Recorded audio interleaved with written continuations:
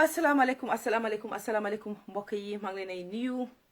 yéen ñëpp seen tur ak seen sant di leen jaar bu baax a baax comme ni ma ko dee defee man la Fatoumata Rahman Koka seen xarit toogati fii ci Elite Media nañ leen waxtaan ci politique rek tuuti xam ngeen politique dama ko bàyyi dama ciy dugal sax bu tey bi moom waaye foog ma dugal si tuuti waaye foog ma wax si because lii suma kër la ñëw suma jëkkër man Musa Batchilly suma jëkkër yéeli Batchilly suma bébé Koka moom laa indi tey non foog ñu indi ko si table bi tey rek lii ëpp na so meleel ma tuuti rek suma wax bi du bari suma nuyoo bi du bari meleel ma tuuti tey moom nuyoo bu gàtt la dama bëgg a wax si Batchilly bëgg a wax ci Sonko tuuti meleel ma tuuti man ko Batchilly su ma ko koolee nag su ko defee nag ñu daal di dugal ci waxtaan bi nag ak moom meleel ma rek ñu kool Batchilly ñu seede dina uyu bu uyu tey sëy bi tas ana Souleymane Ben Souare ñëw leen de man su ma Batchilly uyu tey rek sëy bi tas haay do bébé Koka daal amatina gàcce tey rusatina nañ seet dina la jël nañ seet na Batchilly dina jël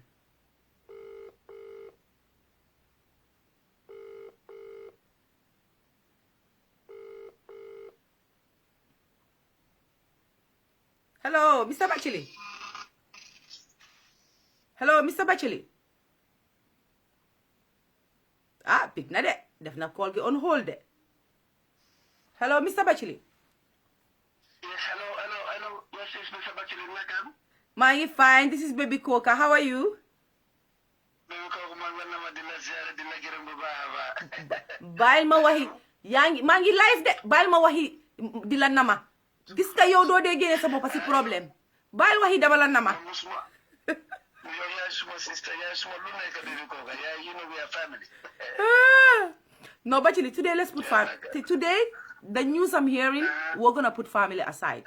I know you haven't got time you're gonna go and pray very soon but dama la invite rek pour ama yow waxtaan bu tuuti rek bu gaaw yeah okay just to let you know maa ngi live right now though no problem you're welcome anytime it's okay all right yes I'm nga lion du mun a daw from the jungle declare nga sa boppa lion noonu te waxaguma ayo lion nga you know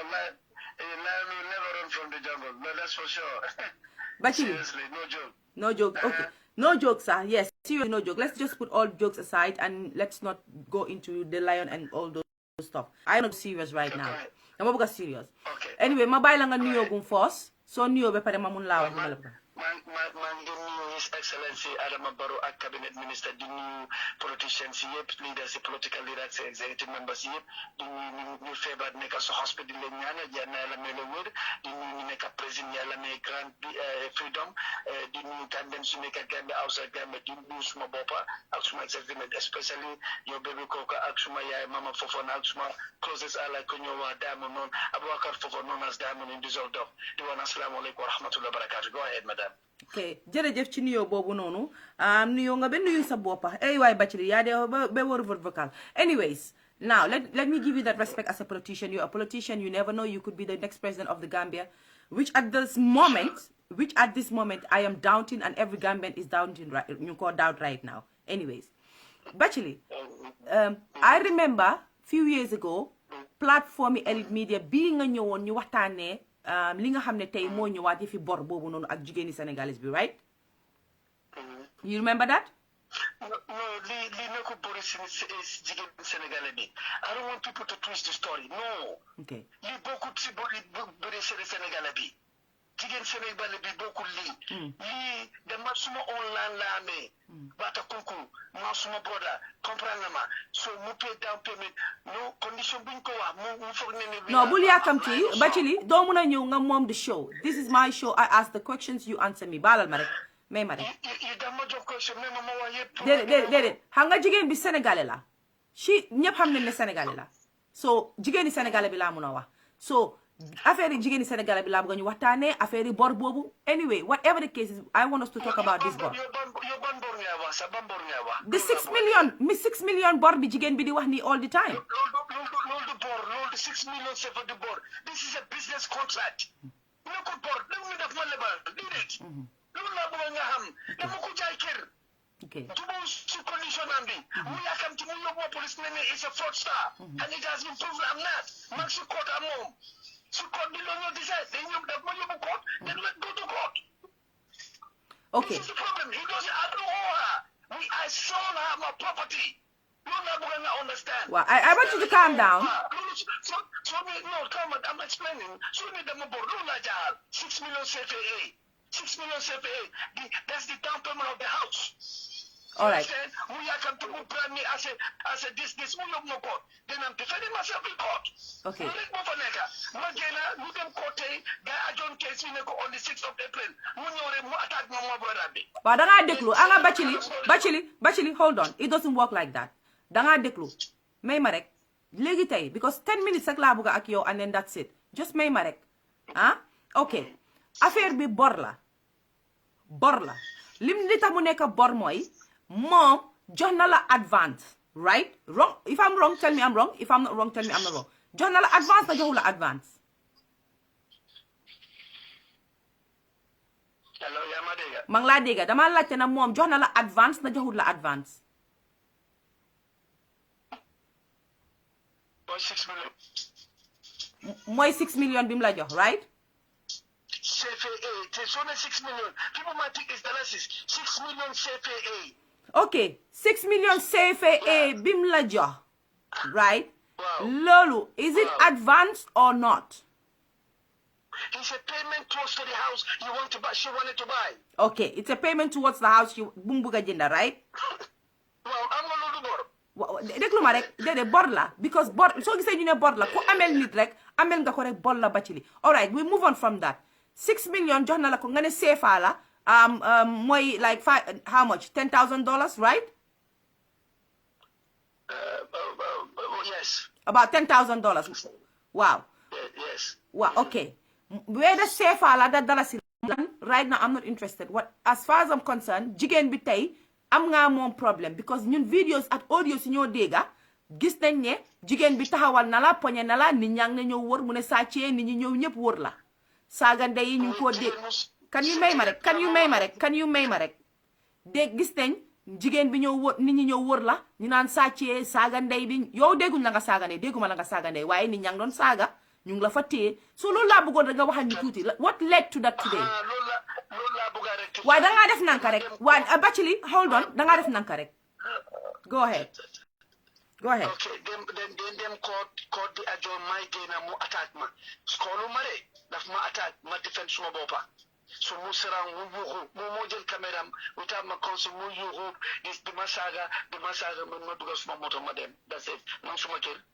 that's the only thing. No, duguloo sa moto because we had you calling yaa ngi doon di duga si taxi bi right nga duga taxi dem right. Because it matter what moto bu taxi la wala mo duga na si moto ma dem suma yoon. Okay. I don't care what is taxi. Batchilly don't care about luxury. Batchilly has been in luxury. So dama duga moto ma dem suma yoon. Can you stop being defensive? Batchilly, mun nga stop being defensive. I just want to have a conversation with you. No, mama. Baalal ma rek. Someone like the man like question, someone answer. That's it. Don't cut me off. I don't like that baby coca. The man like man did an interview. Nobody cuts me off. Oh yeah, people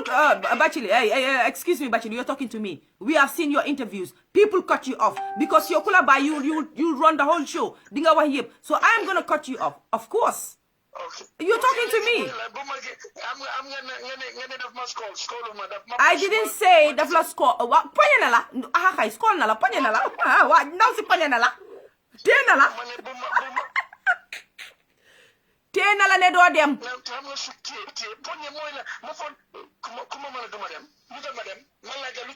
De déglu ma de daf la téye waa déglu ma daf la téye mu ne doo dem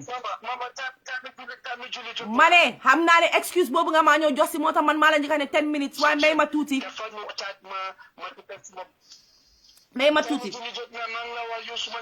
ok dama laaj question nga ne daf ma poñe mu attack ma mu saaga ma mu def mu nekka kërtikata ma duga si moto ma dem suma yoon nga dem sa yoon ok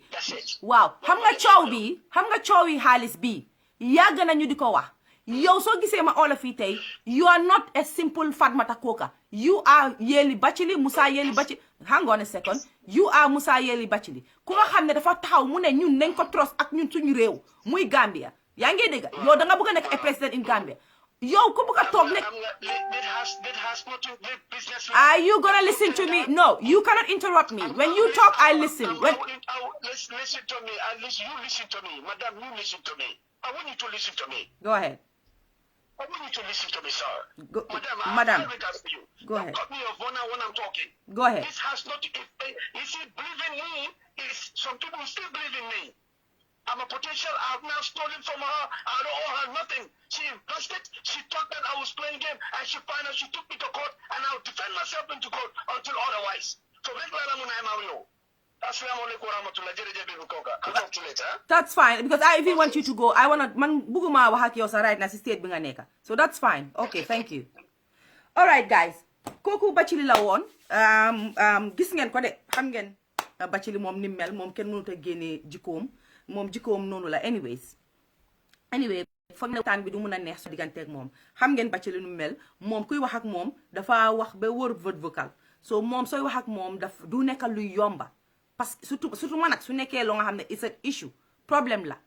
bëggoon naa ko jox all the respect nag bëggoon naa tey mu ñëw explain boppam ñu ñëw waxtaan waaye it's like from the beginning rek I can see Batchilly again being defensive.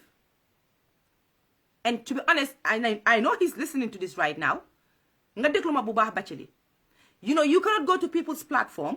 and you want to run the show. It doesn't work like that. Su fekkoon ne sax keneen la a normal person la suñ la fi indee sax am nañ right pour laaj la question ci yow nga answer ñu waaye yow su ma bëggee wax nga bëgg a wax xam nga ñaari borom mbakkeen yu gudda moom duñ musa mun a fóonante ñaari capitaine duñ mun a dawal benn gaal so dama wàcca nga jóg wala nga jóg ma wàcca benn la si du mun a neex du mun a yomba parce que dañ sonna ci politiciens yi ñii ñëw def ñu comme ñun ay dof leen comme mel ni dëkk bi moom Gambia moom dara la loon buñ jël la bor la buñ jël di ko joxe rek kum neex rek nga jël loon ko nga dem sa yoon non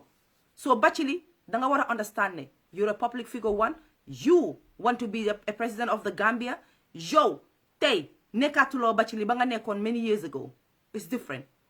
so dang ñu ko oo ñun dang ñu ko oo look, like I normally say about Adama Barrow, ne President Adama Barrow dafa sign life am to ñun Gambian yi.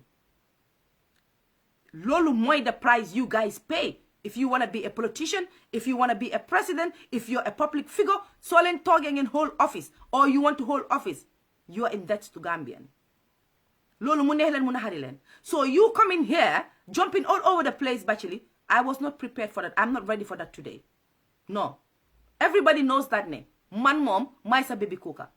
After this nak, if you don't want to talk to me again, I will still understand you. Man, I haven't got that time. All my that times. Like, you bare da fi de hell. Nini di la indi di wax. Man duma la de indi wat. Parce que duma de am time bi wat. And I didn't want us to get to even this level. But we have to. Because if you want us to trust you with the Gambia, this is not the way. Since Bugab started by Legi Batchilly, it's from one thing to another. From one thing to another. Te kuko buga wa nga ne yow gaynde nga duma fay dina ni nga jump all over the place. It is wrong, Batchilly. It is not presidential. It is wrong. What happens to etiquette? What happens to leader material? Leader material nekut sa façon, Batchilly. You cannot be jumping from, jumping all over the place. And that's exactly what you did here today. Te lolu nga def ci every platform. Ma wala ko tay nak tede. I don't care. If we don't talk to each other from today, that's fine. Because some Gambians are like that. When you tell them the truth, so paresilolo mom, enemy number one. Because you'll have the odd ones that will come to you telling you, Fatmata Koka have no right to say this to you. Well, Fatmata Koka was against you. I am not here with anyone when it comes to politics. Suma pare pul wasini kerek na wasiyo. So bokuma ci pat par lobby. Why? It is time that we put you take us a place because nini jox nañ la that respect like buñ jox any other politician. But since bu nga ñëwé ci scene bi Batchilly, it has been comme ni ma ko waxé won from one problem to another, from one problem, and it all involves money. And now you want us Gambians to trust you. I wasn't buguma wanna waxé ak yow ni, but because of your behavior, I am going to give it to you the way you want it. You want us Gambians to trust you like this? No, we can't. I, for one, I don't trust you anymore. Hanga luta. Because yo, sa yu inde wahi halis te dang si de involve, danga de ñew nga jaay nit ñi authority. Jaay len muna wax jaay leen Americanized jaay leen you cannot talk I control the show no Batchilly it's not like that waxi xaalis bi yàgg na I remember I was the first person to bring you about waxi xaalis ci bor la woon yow di nga fone di nga amee nit ki bor jigéen bi di jooy boram mus naa koo dégga ci panderi mus naa koo dégga feneen a feneen kii di jooy xaalisam su eboo mu nekk sax $6,000 safe if it's $10,000 it's a lot of money Batchilly for us some of us we want to live a luxury life $10,000 maybe xaalis bu tuuti ci ñoom but do you know ne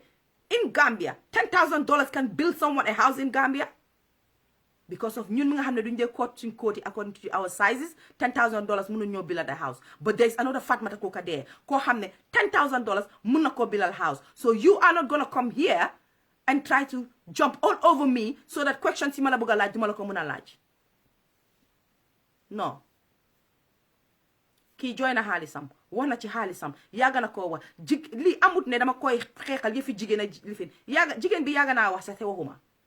so dama bëgg ngeen déglu ma ak xel amul dara pour defe ne yëfi jigéen la dafa ñefe xaalisam dafa liggéey yaakaaru ko ci kenn moom ak brodaam génnee seen xaalis whether is 6 million CFA or is 6 million dollars or is 6 million rupees or is 6 million naira or cedis it doesn't matter as far as I'm concerned moo ko ñaxa xaalisam la lum liggéey la yow as a politician naka lañ laa trusté yow mu war a tax tey ñun ñu war a toog believe ne kii bu nekkee lii da tey dina wane boppam ne yërëm na am na Gambien yërmande nga nekk ci bori tey fii tey bor bi ëllëg bor bële gannaaw ëllëg bor bi fii ak fële Batchilly yow koy nax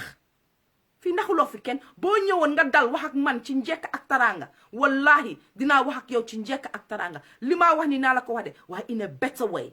but if you choose to come here and address me like I am just a nobody or of course I am a somebody on my platform because this is my platform I am Fatmata Kooka and this is my platform you are Batchilly if you become the president of the Gambia and you don't invite me to the State House I don't have a problem with it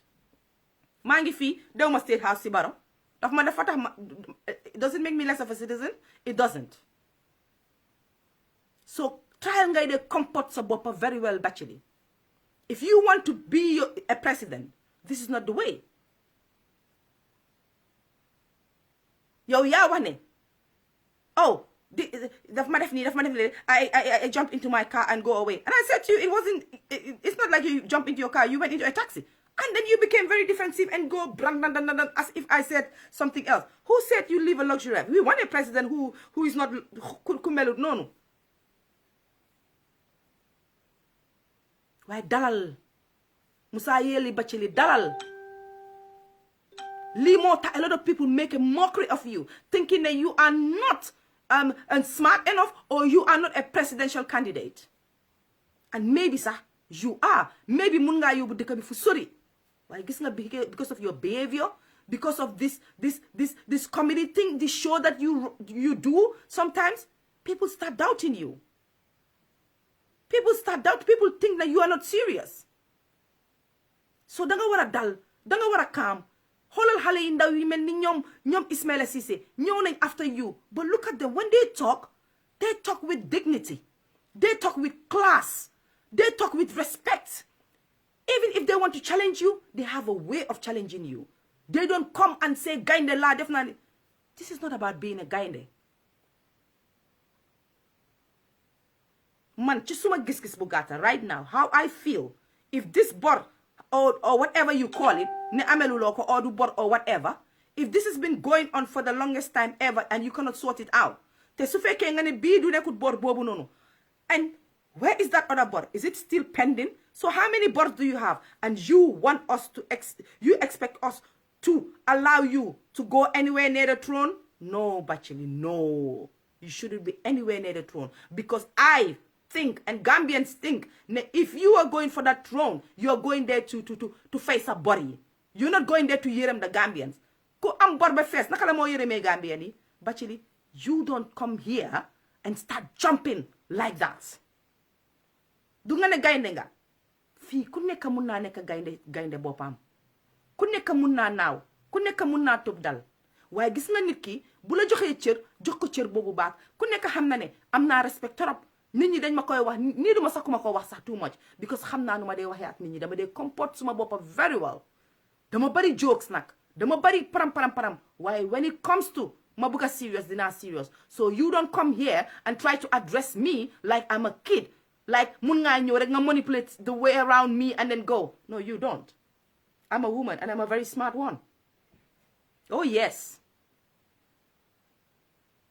so kaamal soo kaamee rek ma kaam boo dalee rek ma dal man amaluma benn interest pour may ñëw sax di la bëgg a teg di la interview because I don't find it moo tax wax nga ko bring me to your platform and talk about policies I said no you don't control the show I'm not gonna bring you here to talk about policy I am gonna talk about what is trending today and what is trending today is about that woman teel a si mbedda bi humiliate la toroxal la like you are not a politician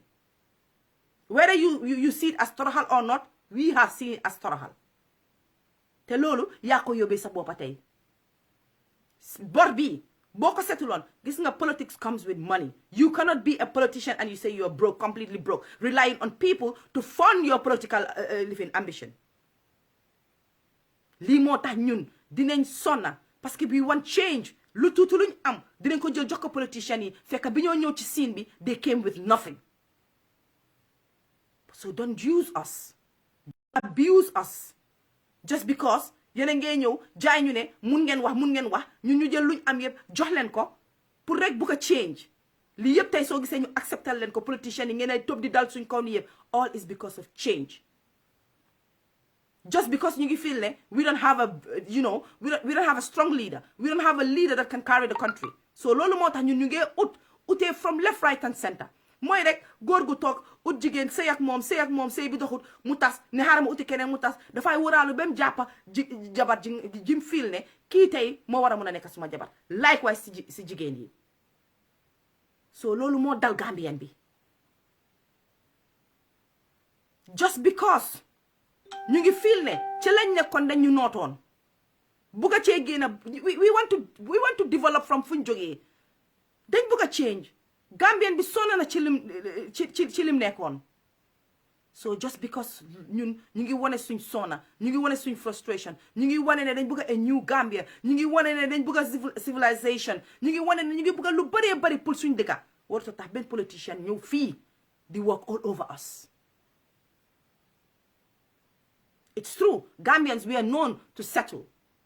we are known to just accept whatever is on the table just because we want something different we are known for that but war nañoo ibi suñ bëti xoolaataat bu baax kan la ñoo war a mun a teg si table bi parce que gis nga façon yu mel nii moo fi war a dog ñi nga gis nga Batchilly behavior bii mooy def nii wallahi su demee ba toog war na nekk président lu ko raw la moo def because li ngay wane léegi attitude bi nga yàgga di wane ñi ko ignore di fa ne oh you're just funny and this is the real you are very arrogant, ignorant, and you show. Dang they want nini comment you don't care. You should care. This is the Gambia. We're talking about the Gambia, Batchilly. Listen, you come here trying to be rude or trying to be like, you're do la benefit. You need me more than I need you. For any of you, you ngeen xam ne politician ngeen you need us more than we need you because ñun ñoo dee taxawal seen kaddu yi ñoo ko génnee ñun ñoo ñëw wax ak yéen pour askan bi dégg ñu waaye warut a tax saa yoo leen ñëwee rek foog ne nit ñi doormats then you can walk all over them and then bounce this needs to stop Batchilly it needs to stop you owe the woman mënuloo see lifin génn nga si code bi dem ngeen si code bi si li nga wax génn ngeen taxawal na la lim la def noonu toroxal na la as a politician ñun ñu ngi doon dégg wax yu sew yi ci suufu maa déglu audio yi ma doon seen maa ngi dégg ni la ñoo ñu ne xay kii mu ne moom moo bëgg a taxaw pour Gambia kii kum yàpp you think that's good track record for you it is not so try to go to platforms and calm down Kamal if you want people to take you seriously right now a lot of people are not taking you seriously one is to do with this money ñoo dégg xaalis lep bu dul jeex bi amel waxoon nga ko fi waxaat ko fi first time nga ñëw ñu si xaalis bi nga ne wax ma kan moom amelul fii kenn bor But we don't expect our politicians to have bor and running away from their bors and saying that duma ko fay because ni dañ suma character ni ak nee ni mun ngaa fay bor bi ba pare nga yóbbu leen court for defamation of character. Wow, it is allowed. waaye doo mun a taxaw fii naa duma ko fay dañ defam suma character def na nii def na nele tey dama yërëm jigéen bi man koo dégg ni moo jooyee dama liggéey sama xaalis. c'est bon, look at you. yaa ngi jàppane oh it's 6 million CFA. So when you say it's 6 million CFA, so you want us to hold it as ne xaalis bu ndaw la. She worked hard for it. It's her money. su nekkoon $1 sax am na droit mu ñëw ne su ma $1 dama ko soxla man Fatoumatta Coker bu ma la mayu tey mayu ma la bu ma la mayee may naa la man boo ma lebee ma pare pour may la damaa génne la ma la may ca bor ba. dëgg la ñun ñëpp dañ dee am ay bor waaye gis nga behavior bi fayut bor non. So calm down Batchilly soo gisee yow nga toog ma nga toll si stage bu nga xam ne 5 6 7 10 years ago kenn du la oo si plateforme pour ne dañ bugg a wax ak yow because da nga war a nekk président no. tey soo gisee ñuy ko def di la fi indi yaa wane sa boppa wane na nga bugg a nekk président soo kaamoon soo daloon tuuti rek Batchilly you're a very smart guy soo daloon tuuti rek you're a very smart guy. Gambians will actually trust and believe in you. I'm not saying they don't. Some do. I might not agree with you right now, but some agree with you. But you need to calm down. You don't see Honorable Halifa Sallah behaving the way you are behaving. You don't see Honorable like Lawyer Ousainou Darboe behaving the way you are behaving. Dr. Ismaila Ceesay doing that. You don't see Marie Sok doing that. Mama Kande. You don't see. When these people sit down to talk to people, they want to show us with body language they can be president of this country. You're lost. 1 minute you want to be this Islamic, and then next minute you want to be a ragamuffin gangster. Yo, hold on. You know what I'm saying? Batchilly, come on. Who are you kidding? We can do the yo and the rapping thing, you know. We can. So Kamal, ay waxi like gaynde la kuma li kuma lelewut di wax di tega sedina yow ñu don't expect as a leader. You know what leaders does? As a leader you come out and say oh tey de moom jigéen bi daf ma xam nga jàppana ma si feena daal kal na man yee nii maa ngi jégalu wax leen ko na patient. That's what gis nga leader dafa ànda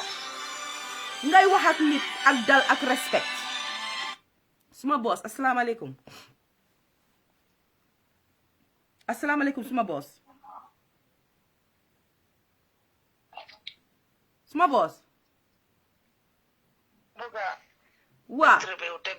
waa baala ma ne bala waa may ma 1 second rek ma daaneel fu ma doon waxee. Okay. waa hold on rek 1 minute yow tey nga bëgg a nekk a leader ba pare li nga war a njëkk a def mooy whether you are wrong or you are right bugguloo sa fansi ñi laa toppa ñi nekk sa gannaaw bugga nga nekk président élect bugguloo ñu xoolee la beneen bët waroon ngaa mën a ñëw toog fii tey di wax ne maa ngi jégalu de Baby Coker maa ngi jégalu wala any media house boo demoon maa ngi jégalu kii wax na dëgga joxoon na ma dépositam waaye na def nanka rek comme que léegi yëf si egga na court na def nanka na dal su ko defee Gambien bi ñu gis ne kii bu toogee nekk président am na a way of dalal nit ñi waaye yow bugguloo def loolu ay man gaynde laa Baby Coker man gaynde laa nii ak nii no it's not on Batchilly ki la nekk sa gannaaw di la wane ni nga demee noonu la mu ngi laa nax. Gambians are not taking you seriously and kay ma xola ko be tedee. You know you people, some of you politicians think that you have a crowd. You don't have the crowd. The crowd is your family members and the family members of your wives. ñoo seen crowd bi bu leen ñu rey Hari Kinte ñëwal. Dama bëgg a contribute because yaaga naa ko follow xam naa ne he's a smart guy. Waaw. Ni moo waxee moo express boppam. Waaye dafa war a dem this anger management and communication skills. Work on that. And that because am na yéena yoo xam ne yow tey yow soo nekkee ñun suñ président yow are you gonna communicate like us this way you are communicating with anybody? Because of yow da nga war a communicate with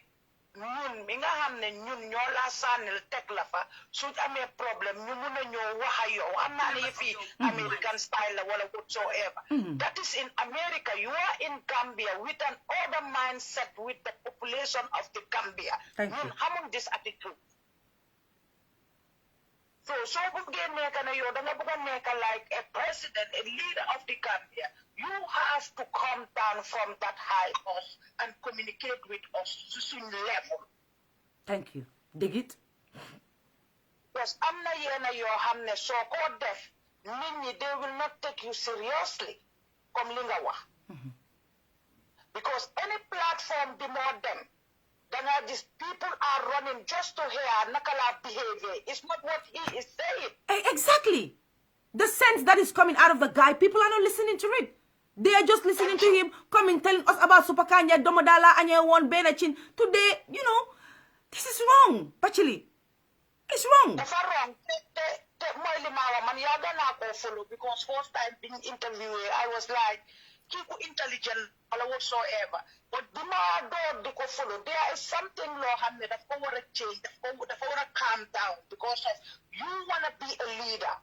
not a competition or kunyo di defante with us because Lola deaf. So like Nina Soran Batchilly, as a sister, you have to have communication skills. Thank you. Our level in the Gambia, not American style or any other country style, Gambian style. Then you need to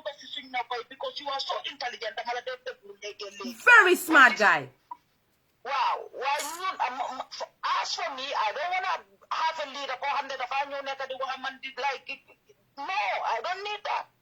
I need someone who is psychologically, he is intelligent. But the need anger management, but the need communication. Rega ko bude anger management. Jërëjëf Khady li ngay xam nga daal boo fi duggee toj kaas yi yow dellu Jamaican rek toog. Jërëjëf Khady Kite jërëjëf waay jërëjëf you know kenn musut maa gis ku ma xam ne he is very close to my heart ku ma xam ne suma waay la suma baby coca la dafa toog wax àddina yëpp my baby coca you know we have a very good relationship just like I have with other politicians. I have the respect boobu mu ngi si diggante tey di sant yàlla nag ne am naa ñoom pour ma mun a ekkati suma téléphone bi ekkati ko call leen am leen wax ak ñoom ci njëkk ak taranga waaye dalal li nga def nii ba pare soo solee sa xaftaan ba pare bugg a am this kind of attitude you two different people nga dee wone ñeneen yi dañ dee confuse ndax kii dafa julitee ndax lan soo paree nga ñëw fii defee leneen non gis nga sa wax bi am na foo xam ne dog naa ko tuuti mooy bi ma doon wax ne lii ma ne la yow soo bëggee nekk président suñu dëkk nga ma lii has nothing to do with president it has a lot to do with it do you really think ne Musa Yeli Batchilly yow soo ñëwoon wane woon sa bopp ne da nga bëgg a nekk président lii coow bi di happen ni nit ñi nañ am jot bi time bi pour all media houses yi di la dee indi all the time they wouldn't have that time xam nga ñaata nit nekk Gambie ñoo xam ne ñu ngi bëgg a dem si media houses yi waxte amuñ that opportunity not because grantuñ lañ ko wala dara de reasons there are so many reasons why they mënuñoo ñëw and you are making yourself so available you're all over the place calm down you're not in America you're not doing an American politics African politics nga nekk di def lu tuuti ñu jël ko ya lifinee la ko dooree la ko fii Africa la de waaye yéen waaru leen yow naka nga amee yow ok nga ne bii du boor boobu noonu ana ñeneen ñi nga fi amel xam nga I just ignore these things a lot of people contact me about so many different things when it comes to you even people that are with you in your party they're not even comfortable they're just being loyal some of them but they do not agree with what yi nga dee def moo tax nit dafa ñëw sa parti sax bëgg a take over sa parti bi bëgg a taxaw like a leader they don't even give you that respect. Yeah, you can send me a message. You better not send me a bad message because I'm going to play it for everybody to hear it. That's not my style. But I don't know. Mail ma tutu ma deglu ban message la ma send.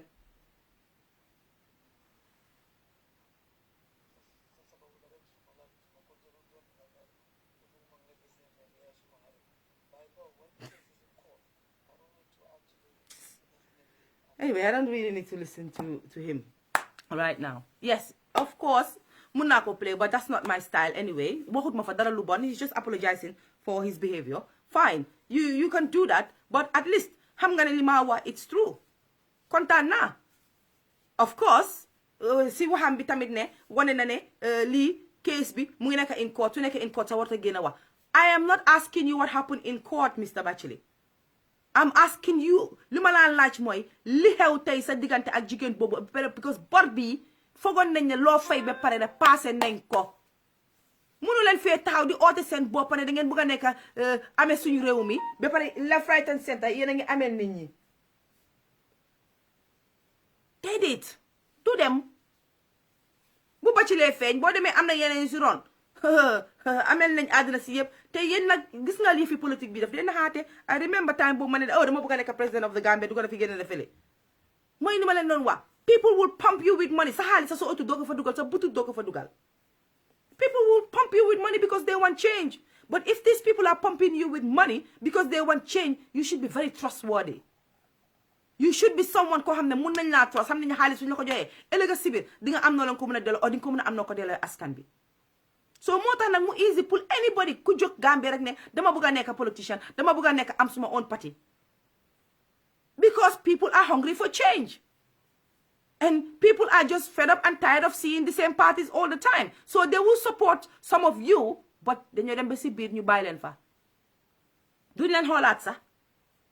ñëpp wax nañu sa party bi is run by bor from day one to the end, whether it's true or false. I'm not saying it's true, I'm not saying it's false, but dama laa woon ne from day si beginning bi ba léegi loolu la. yow boo waree egga si stage bi nga xam ne you needed money ba ngay jaay sa own kër Batchilly. What are you trying to tell us here? Are you trying to tell me ne yow boo toogee kon bés boo nekkee president you take care of all your bors or you put people in position? I'm not saying that's what you're going to do, I'm just assuming. You pay all your bills and then you will take people, put them in position just because you owe them money. That's how corruption continues. This is the reason why we are stuck with corruption. Africa corruption reforms again. Because from the get-go, we know what that person is, what he is capable of, nakala mel, but we will still vote you in to be a president. We will still want you to be there. ñi la dee bëgg nga nekk fa nag mooy sàccakati comme yow ñi la dee bëgg nga nekk fa nag mooy ñu njublan comme yow ñi la bëgg nga nekk fa mooy ñi nga xam ne tappalekat dañ comme yow boo xoolee ba xoolaat képp kuy push koo xam ne or na la peg ne amul dara dafa toog pour bëgg a lum am rek lifin xamal ne kooku noonu am na lum diggee bés bu toogee joxe waat ko. Calm down and stop this 90 days thing. Stop that 90 days thing, the super kanja, the mbahal, the domoda, and look, we all know about mbahal, domoda, super kanja, and all of these things. I've never heard any politician come here talk about domoda and mbahal, and you're a lack of idea. Hana akbaro bi fi defo waxon jimbo bi ñoo sani si cin dom bu daree neex dom su baxee day neex si jimbo ba tàcc yéen lii lan la ni yéen ba jaama yéen ay lekk rek ngeen a politique waaye politique leen waaye ci wàññu ci liy dëgg gi waaye toj naa fi. Anyway, ini naa Batchilly wax naa ci moom passé naa si léegi xaaral ma dugg si Sonko tuuti xaaral ma defar wii bi de balaa wii bi tas xam nga li ñu wax ne mbaxana du fekkee coono boromam périg jigéen di ñun tamit périg du fekkee coono boromam de but my périg is fine oh. Anyways ñu dugg nag ci affaire de Sonko. Ana Sarr bàyyi ma de yow Ana Sarr da nga gëj a dugg sax wax yow lu xew ku la pini ana gëj naa laa dëgg ci waxtaan yi de. nañ leen dugg affaire de Sonko tuuti waay affaire de Sonko nag musu leen ma see dégg ma wax si du ma si wax su may wax affaire de Sonko kay wax naa si waaye li ma ciy wax mooy ci yaxa boobu laa waxoon li doon xew Sénégal yi waaye affaire de Sonko ak Adji Sarr nekkut lu ma dee dugg a wax si waaye foog ma mosal si tuuti rek affaire de Sonko ak Adji Sarr parce que si waxi politique lañ nekk kay nañ leen mosal Sonko ak Adji Sarr su dee baat besura bu ne I blame the IEC 90% of registered parties has not met the requirement. It is true. Xam nga ah Maadu Ibra mu ne Ibra Italie mu ne maa am fit di ko wax de affaire de Sonko ak Adji Sarr affaire de Sonko ak Adji Sarr foog ñu wax ci tuuti liñ ci mun a wax tuuti mooy ne comme ni ko ñëpp dee waxee laa koy waxee yàlla rek a xam la xewoon diggante Adji Sarr ak Sonko waaye xam nga nit ki am na lu nga xam ne doo ñëw bëgg a taxaw sax waxtaanee ko ci nit ñi waaye di nga am sa ay nit ñu baax ñoo xam ne ngeen dee waxtaan ci suuf ngeen dee waxtaan soo ñi ma xam ne dama dee waxtaan ñoom of course waxtaan nañ fi affaire de Sonko ak Adji Sarr waaye li ma ci musa wax rek fi ma ko téyee from beginning bi ba léegi foofu laa koy téye gis nga dañ leen ko waxtee dee rek xam ngeen ma su ma ko bëggee laal dama ko ñëw ne ko cos su xaaral ma cos ko affaire de Sonko ak Adji Sarr neexul ba neexul waaye nag dama yaakaar ne Sonko daal ñëppati na ci wangi wala laal la ca cuska tey fii toj Sonko daal réeb ko moom gëmuma ko fooguma ne réeb na gëmuma ko gëmuma ne réeb na waxuma ne amul de dama ko gëmul rek waaye mun naa am na diggante moom la yàlla ak Sonko la woon waaye li ma wóor ba wóor dox nii tuuti rek ñu ne coppet ca wanga xam nga yëfi sexy yooyu dama mel ni sama waa ji Sonko def nga loolu de wala léegi-léegi massage la tuuti rek nga ne ko coppet sa cosi ween ba Sonko dafa mel ni foofu daal jaar nga fa woy tey fii toj woy dimbale leen ba tey fii toj Sonko ay waay Sonko nit ñi dinañ am gàcce bu fekkee ne lii dafa ñëw nekk ab dëgg ay bu nekkee ab dëgg nit ñi dinañ am gàcce yéttt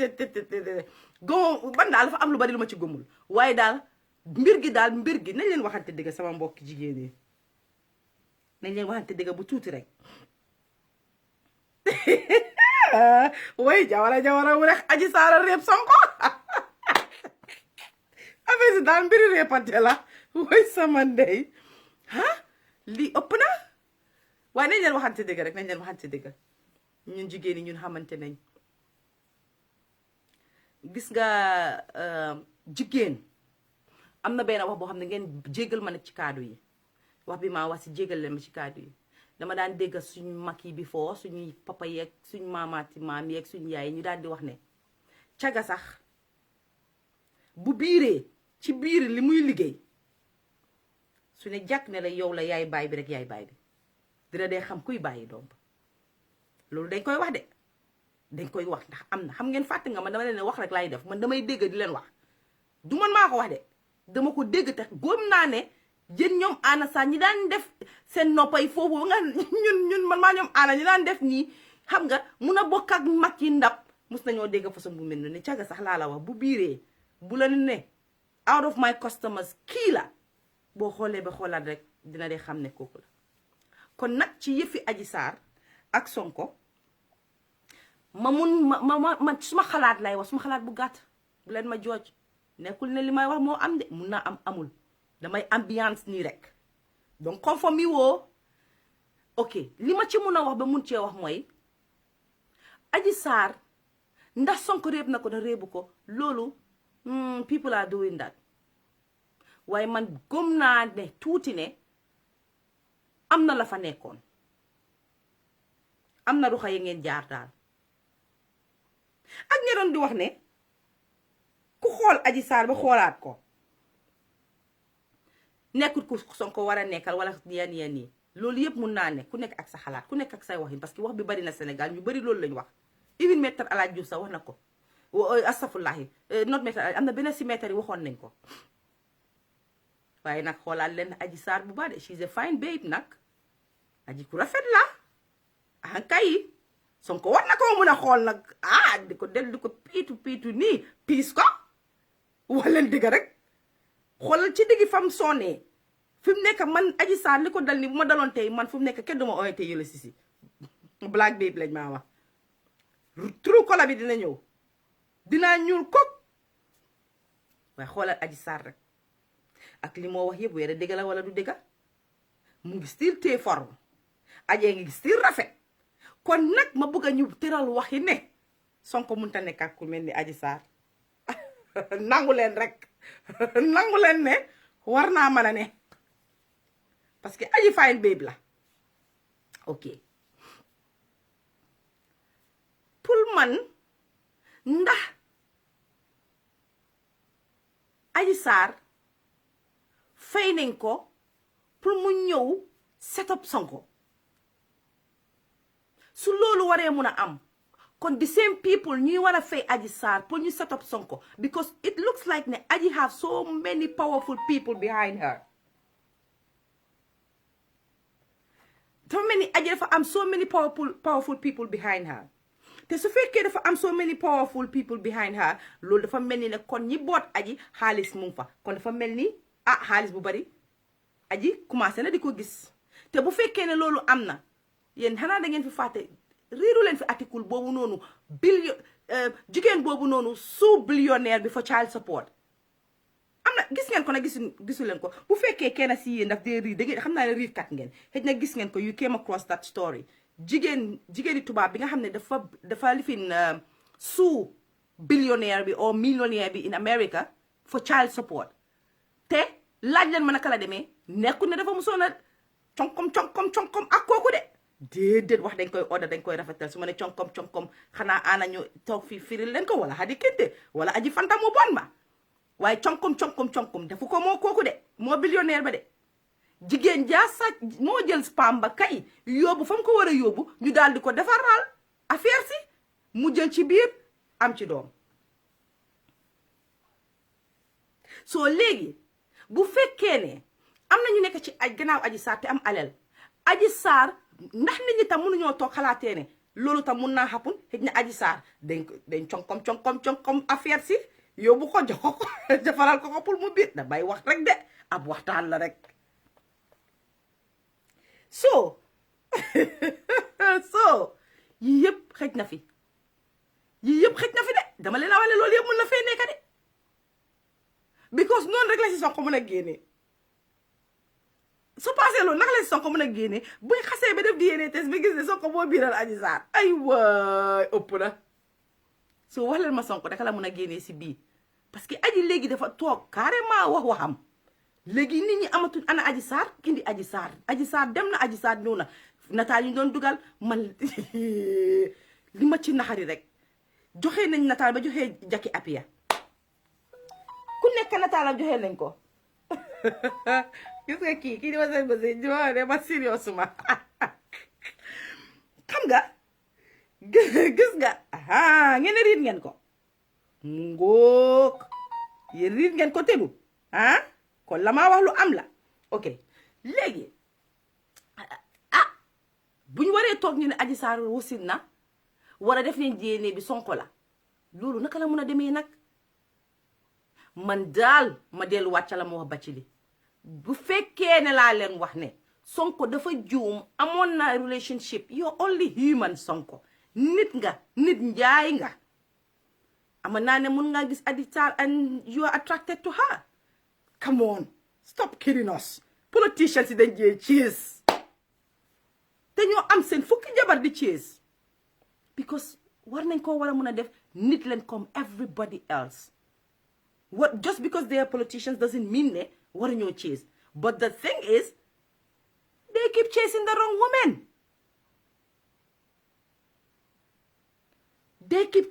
wrong woman as a politician boy chase xamal ne ki nga chase nii wala ki nga nekkal nii afa am sutura am na bàmmeeli biir am na zip am na yooyu waaye déet doo leen def loolu de dangeen naa jël seen buti aj ko fu nekka soo man affaire de Sonko yow munoon ngaa jëlee sa rek de su fekkee yaa ko def laa wa de Sonko man damaa wax rek mooy li ma la wax Sonko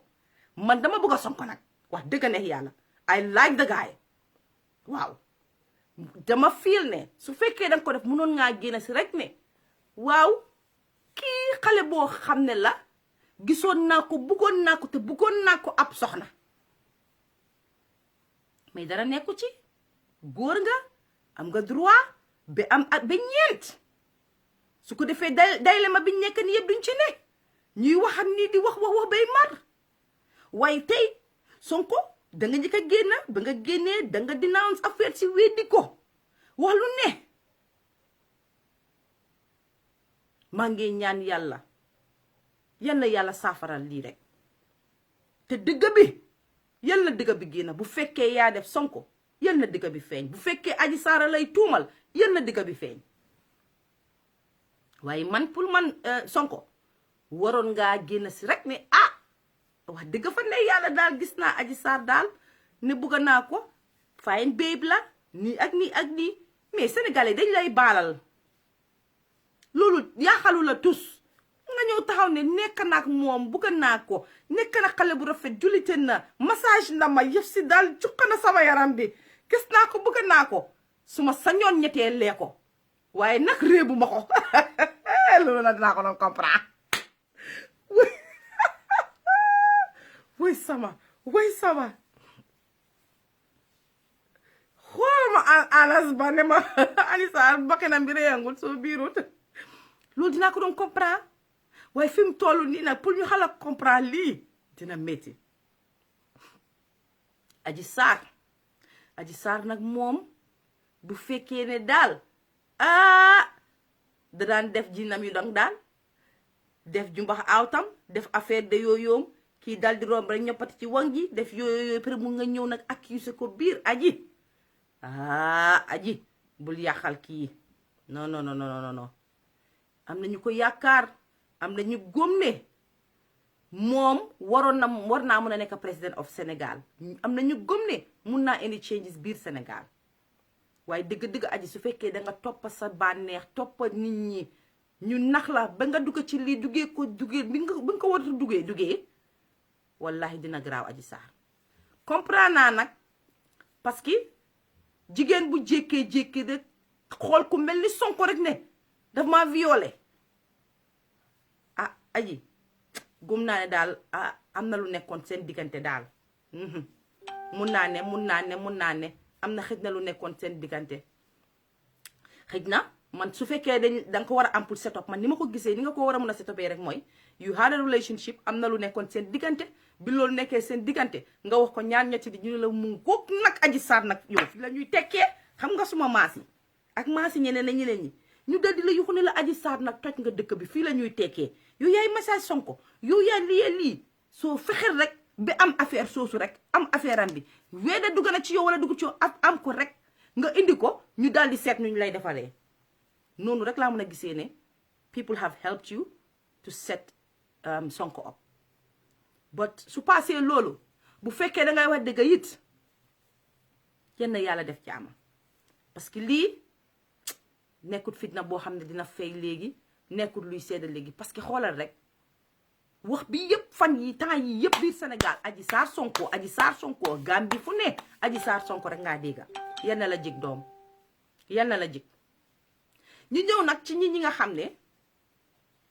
ñoom enu nañ mbir bi bi mel ni ñoo ko moom Sonko su toogee du xam sax ne yéen a ngi existe man bañu ma nag ñu nga xam ne de ñoom si parti Sonko lañ bokka ñoo xam ne nit yi Sonko ñooñu am nañ right pour wax ci Sonko every time waaw waaye si ñi nga xam ne dañ ko jël enu ba ñoom ñu mel ni ñoo Sonko ñooy fanaan benn lal bu leen ko enoo noonu de Adji Sarr mi ma gis nii mu génn démb ba wax Adji dafa wax ak confidence xool leen Adji Sarr rek ak nu mun a demee Adji nekkutoon di wax naan defe naa ne damaa violé de man xam naa ne daal damaa vi Adji waxeewul lu Adji dafa ne leen jàkk waaw damaa vi waaw man nii la fa demee woon nele la ma fa demee woon ak nii Adji noonu la doon defee soo kon bàyyi leen seen xel nañ leen ci mando def leen ni man def leen ko jóg def leen ko jóg soo leen tëddee nelaw soo leen ko jëlee enu ko moomale ko seen boppa Sonko du leen faale Adji Sarr mi it bu demee bañ ne dëgg lii am na Adji buy lekk ci see fay doo leen gis Adji sax wax na leen Adji c'est fine babe Adji bu waree wasin ba def moom mi make over to dafay daxaat yow lii ma dama ko wax xaaral ma jël am na ko bëgg a woote def leen ko jóg waa acca acca am na koo xam ne mu ne masseuse la dina def des massage tey fii toj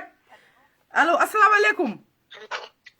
aleykum salaam Fatimata naam dama bari caaxaan de maa ngi nii dama bëggoon a contribute rek Go. ci affaire yi massage acca waxaat si massage bi man massage yow massage kat nga massage laa dee waaw dama dee massage ok waaye nekkuma Sénégalais waaw déedéet it's okay massage dafa nekk massage dafa nekk loo xam ni dafa doy waar ok understand nga fii nii man fu ma massage nii du ma massage góor parce que xam nga si Middle East bi laa nekk doo massage góor jigéen rek ngaa massage waaye dangaa gis ni massage nekk na lu garaaw loo xam ni parce que dangaa gis ni su fekkee yow li nga massage kat dégg nga li sa liggéey mun nga ko xam nga am na noo xam ni di ko def nit ki même su dee jigéen la sax dina yëg dara si yaramam loolu nit ñi dañ ko war a understand su dee jigéen nga sax yow sa boppa di nga yëg dara man am na parce que léeg-léeg sax di nga gis jigéen ak ngay massage jigéen nga di ko massage ba si kanam yaramam tàng nga gis mu laa làmbaatu dafay am non massage loo xam ni bon la wala lifin la waaye dafa nekk loo xam ni dafa egga foo xam ni daf dee egga parce que suñ la commencé massage rek mu mel ni góor a jigéen soo fi mu nekk ni su fekkee da nga fidda sa jëkkër wala civil imaginal most of the things dafa jógee si massage laa nekka xam nga di nga ray sa yaram bi di nga bës fii di nga massage tam noonu rek la mel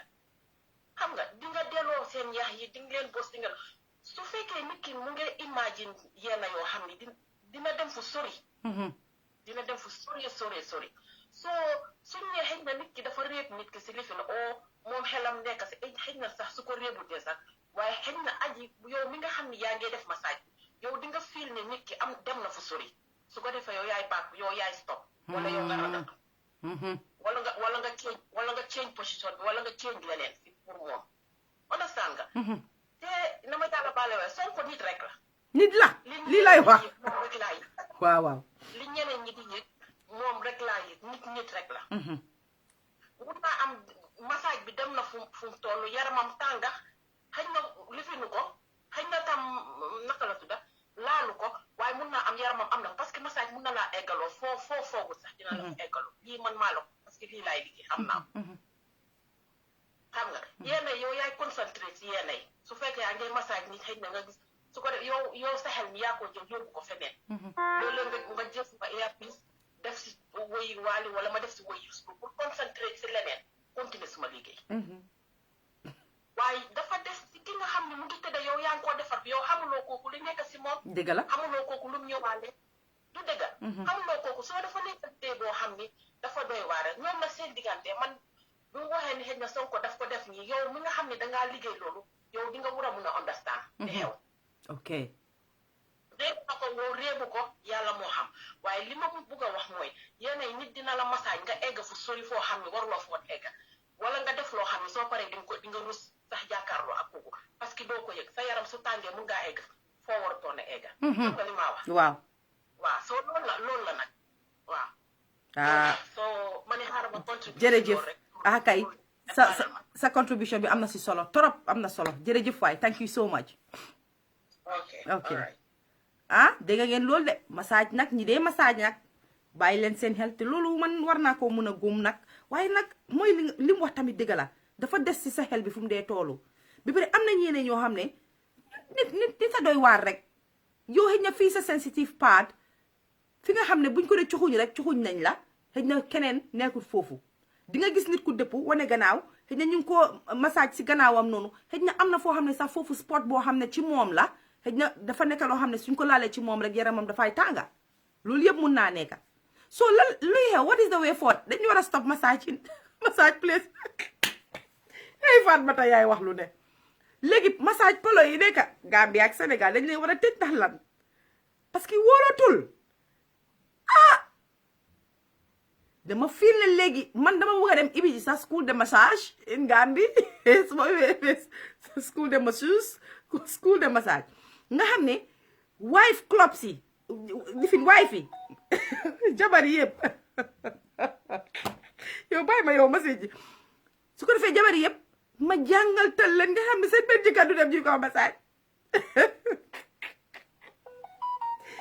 non massage lu garaaw la léegi ñun jigéen yi sax ñu dem fi ñu dee massage yi fekk fa te xam nga fi ñu dee massage day fa def fine girl wala fine man nañ leen wante ne que yéen jigéen yi yéen a ngi fii jàppa sonko te yéen a ngi nii soo leen demee ñu leen massage ngeen fekk fa ku waaye ku dof laa wax nii ñuul mu def bodee bi yëpp diw ko bém niin su paree rek yëngal ween yi def ko cuk ngeen ay bëgg a dee su ko defee ngeen nekk fa regular like every time ngeen dem massage te demu leen pour dara de fi ñoo defar seen yaram bi sa yëgatu leen ko yéen na ngeen dem rek pour gis kooku ne mu ngeen massage seen yaram yi way massage bii nii ay massage ay waay man daal bëggatuma ñu massage fi kenn nañ leen pass e bill massage center yi nekk Gambie yëpp nañ leen close down no I'm not serious digga nangu naa yéen bi day wax ne serious man nangu naa li dafa doy waar waaye xam nga rek man suma affaire li may def rek foog ma boole si ay reek ay caaxaan ak yooyu bëgguma kenn mer dama bëgg yéen ñëpp ngeen ay kontaan rek moo tax may ko defee noonu saa su ne waaw foog naa li ma bëggoon a wax yëpp wax naa ko bëgguma dugga ci deep ci yëfi Sonko ak Adji Sarr that much I just wanted to have a laugh about it xam nga you know seet rek te nit ñi nañ ci xala mandu nag nañ ci mandu man dama dee wax ne kii su xasee ba dem ba egga si biir code bi tamit ñu bàyyi ko code bi def wàllaam moo gën nañ ci mandu Adji Sarr wax bi bëri na génn si na wax na nit ñaa ngi foog ne ñeneen ñaa ngi ne it was recorded but to be honest the way I saw it it felt like it was recorded well I don't know it didn't feel right to me but then again diggante yàlla Adji Sarr la ak yàlla la maa ngi dégg nag mu ne nag Sonko ñëw waat wax dëgg fa neex yàlla man dama gumatut sax ci ñeneen ñi seen nit ñi seen waati léegi parce que dangaa gis nit koo xam ne xaama waxaat rek te dee gisoo suma jëkkat Batchilly amel la kii te dafa taxaw waat I swear baby kooka I don't owe her amel la di fag ne jël nga avance bi rek bor la so you see people dañ dee mun a waat ci kaw lu nga xam ne daf leen dee óor ne sax ñoom ñoo ci nekk ñu ngi koy def moo tax ndeysaan waat ñu ngi koy caaxaane waaye lu diis la am na ñu nga xam ne dañ ko ñeme nag dañuy waat ci lu ne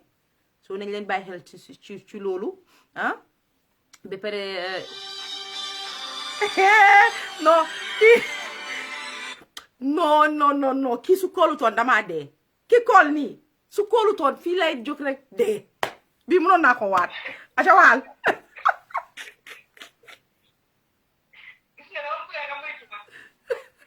Ala Sarr ko may teg Mama Sarr way yow yaay de only mbokki Sonko bu anuta Sonko aca waal Sarr yëpp a bokka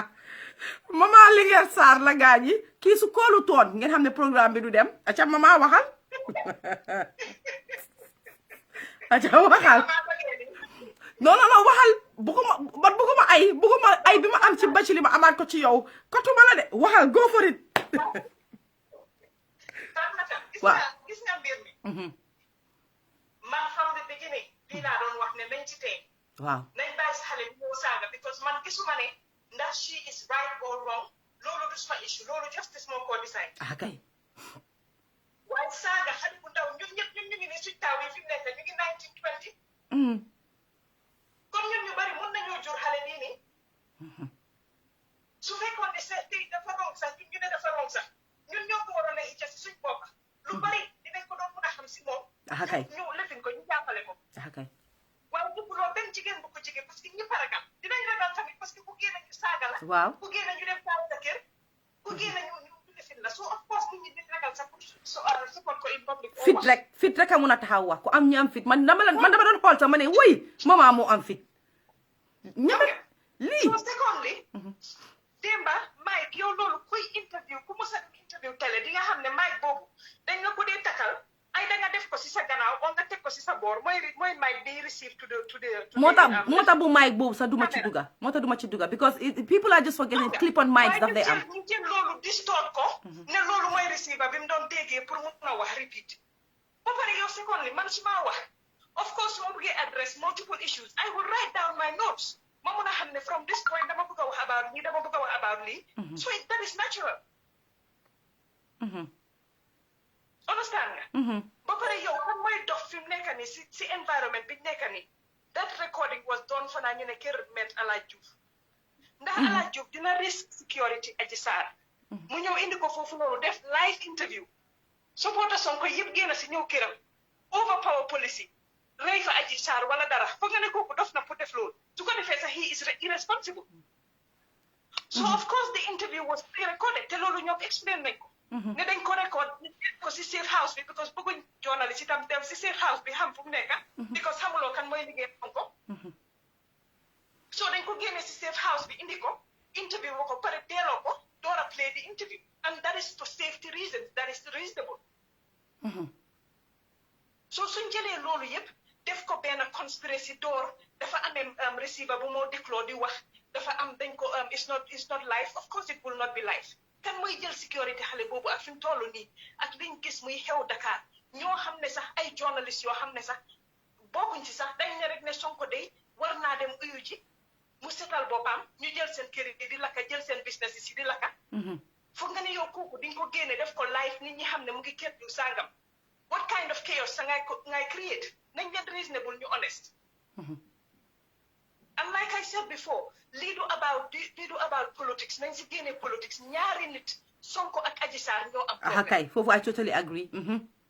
whether Macky Sall jël na advantage wala kenn jël na advantage none of them walked Sonko to that massage parlour ba moo fa demal boppam so lu ko fa dal rek dafa am pour jël responsibility for that part su fekkee ne dafa dem tamit ñu kompoloo ko moom moo fa dem ñu kompoloo ko nañ waxante dëgg kay loolu moom am na fi mu toll si nekk ñun ñu ngi nii fii Fatmata dangaa gis nit ku la binda WhatsApp yow dama la like dama la nii waaye dof nga jine jàpp nga la nga ne ko nga respond wala ngay communiquer ta moom from now on dama communiquer dama leen la I love you back donc loolu jine jàpp la man damaa toog nit call ma lefit naka la tudda on messenger on video call duma ko jël parce que mun nañ laa call sa on video call next minute nga gis sa nataal o sa video feneen somewhere yeah another way that's true so ñun bi nga xam ne sa ñun duñ dara si society ñu ngi moytu sa kay yow nga dem bi atteindre certain positions nga ne yow doo moytu yow tey ku la eeyoon ne la Sonko was at that massage parlour yow di nga ko gëm Fatmata nañ waxante digga rek ni nga gis digga tax foofu nag debate naa ci nit ñi I don't have a problem with him going there because lu tax xam nga danga ma laaj lu tax mooy dama feeloon ne he was just trying to show ne he's down to earth he can go anywhere man noonu laa ko téye woon yow fooy dem si bëccëg or whatever dangaa àndaa sa boy di gaas kay nga àndaa sa boy ko defee mu óor ñëpp ne lii is transparent waaye su fekkee ne yow yaa ngi faa dem yaa ngi bàyyi sa jabar yi foofu noonu tàgguwuloo leen sa xëj na nga bàyyi sa fa bodyguard si yóbbuwaale wuloo leen nga dem yow kenn yaa ngi masque pour bu la nit ñi sa xàmmee Fatmata there's something loo xam ne is waaye loolu sa man du suma affaire sax at the end of the day loolu George bi moo ko decide waaye man luy suma problème mooy saaga yi ñoo saaga xale bii nii character assassination yi ba pare ñun jigéen ñi ñun dañuy mus a taxawal suñ each other Fatmata jigéen ñi sonal nañ si out bi sonal nañ Africa fu nekk ñu ngi sonal but we refuse to stand up te ñun waxoon naa ko te naa ko waxati ñun buñ taxawoon rek luñ songa daan waaw waaye xam nga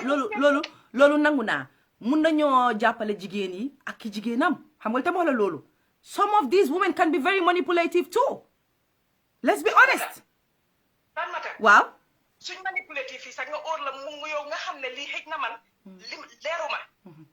maandu ci bu ci wax kon waaye bul génna mu ngoog bul génna saaga jigéen boobu wala nga génna attaque jigéen boobu because the only person koy dooleel mooy her perpetrator waaw foofu nangu naa loo xam ne daal foofu noonu moom suma dama dee toog fii ci yéenay ma gis yéena du ma ci wax because dara leeruma si because number 2 xaw ma si lu ma dee damaa noppi maandu ci nekkul ne awma si opinion waaye dama dee noppi because bëgguma génn sax ne lii mu influence other people ñoo xam ne it na ñoom itam nañ ne waaw ni ñu door di saaga wala di wax man duma ñaanuma yàlla jigéen bi su rongee na ko code bi deal with ba pare moom si boppam dina gis the consequences of it waaye ñaanuma yàlla man ma taxaw may jël beneen jigéen di ko put down for anything ñaanuma ko yàlla because dama xam ñun liñ dee go through waxuma ne all women are perfect of course ñun ñëpp dañ am suñ bot ba pare am na si ñun ñoo xam ne wax digga ne yàlla suñ jikko baaxut bari na sax but at the end of the day the majority ñiy sofa ñoo ëppa di minority yi nga xam ne dañ bon man nanguwaat and we have to make that distinction ne ñun foog ñu dooleelante pour ñu mun a dem foog ñu dooleelante pour ñu mun a encourage ñi nga xam ne real victims lañ ñu ngi toog di sofa in silence because lii la ñoo ragal man foofu mooy suma point nga baalal ma nag xam nga ne tey moom su ma waxutoon du baax. non so déedéet tey dama doon waxi waat dama waatoon naa ne di nga ñëw dama ko waatu ci kaw waaye waatoon naa ne di nga ñëw feere rek moo tooy tey suma xel nag ci affaire ci yëpp pour ma la bëggee wax dëgg xam nga mooy fan pour man dama gëm ne Sonko réepul man loolu gëm naa ko waaye li fi xaaral rek may ma ñëw xaaral may ma daane rek fi jaxase suma xel ci moom xam nga mooy fan su lan moo ko war a jaral ba curfew bi muy ko war a romba di def loolu yëpp pour war a dem foofu rek just for a message loolu dafa tey suma xel wanting to be a president of a country yow yaa war a lead by example am na yeneen doo ko nangoo risque soo ko bëggee risque rek am na loo xam ne am nga ko fa am na looy uti man foofu moo ma confuse gis nga yow mi toog noonu foofu yow xam nga ne ñun suñ inbox yi bés bu nekk mu ngi fees ak hello hi dafuloo dina jàpp la nga engage any of those people in conversation again because you're being careful nga gis ku toog sax out of the blue xamuloo ko mu call la on WhatsApp messenger def ko video you're thinking of Bandicam you're thinking of all of this yow mën naa toog sax innocently teg na sol top boo xam ne mu ngi xaw a refiler kooku jël loolu génnee ko ne maa ngi doon wax a diw sàngam bi so Sonko su fekkee ne moom mënut a def that due diligence moom ak position am Fatmata we have a problem foofu laay waxee ne man foofu that's the problem I have but besides all that man dama doon joke about all of this his innocence or his guilt loolu ñun we cannot debate that because amuñ ci benn lefit ñoom ñaar ak yàlla rek a xam like I said but man li tax may wax rek mooy ne jigéen ñi dañ soona jigéen ñi dañ nekk fii nii di dem through a lot so pour ñu taxaw di continue di allow the perpetrators to get away and Sonko could potentially get away with not going to even answer questions and loolu dafa set back the whole struggle for this justice for women for victims te man foofu lay waxee ne lu mu mënti di doon nañ leen jox justice the opportunity to do the job that it needs to do mu doxal lii dëgga because ñu ni tamit fi mu nekk nii the court of public opinion rek tax na ba Sonko warut a ragal sax ne dafaa dem sax ñu soroxee ko rek dem tëj ko si loo xam ne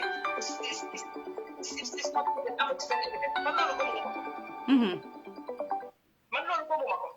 te foog naa ne yow soo ne dangaa jiite that justice system in the future you have to at least have some sort of confidence in that system ne dina la protect that's true I totally agree with that so mënuloo toog nga ne police dañ corrupt judge bi dafa corrupt systems yëpp si dëkk bi dafa corrupt those systems are the same systems that you aspire to lead ëllëg so nañ leen careful bu baax xam naa nag ne waa Sonko yi moom ñoom bëgguñ kenn ku wax Sonko dara ñoom saafara yaay jàmme bi moom fanaa Sonko foofu la leen tibalee ñoom itamit bàyyi gars yi de ñoom tam seen leader la seen leader la waaye seen leader we have to be dispassionate about this ñu génnee si suñ feelings si ñun génnee si politics ne ñaari nit ñoo jote ñaari nit yooyu yëpp ku nekk da nga deserve the benefit of doubt and ki ko mën a seetal rek mooy investigation ak judge bi and secondly ñaar yooyu noonu involve ku nekk si ñoom dafa deserve the same respect ni ñoo ñàkk a saagee Sonko noonu lañ war a ñàkk a saagee Adji Sarr man foofu mooy suma issue su ma ko waxee am nga man bala ngay dem rek xam nga naka laa gisee lii dama foog ne lii de end part dina doy waar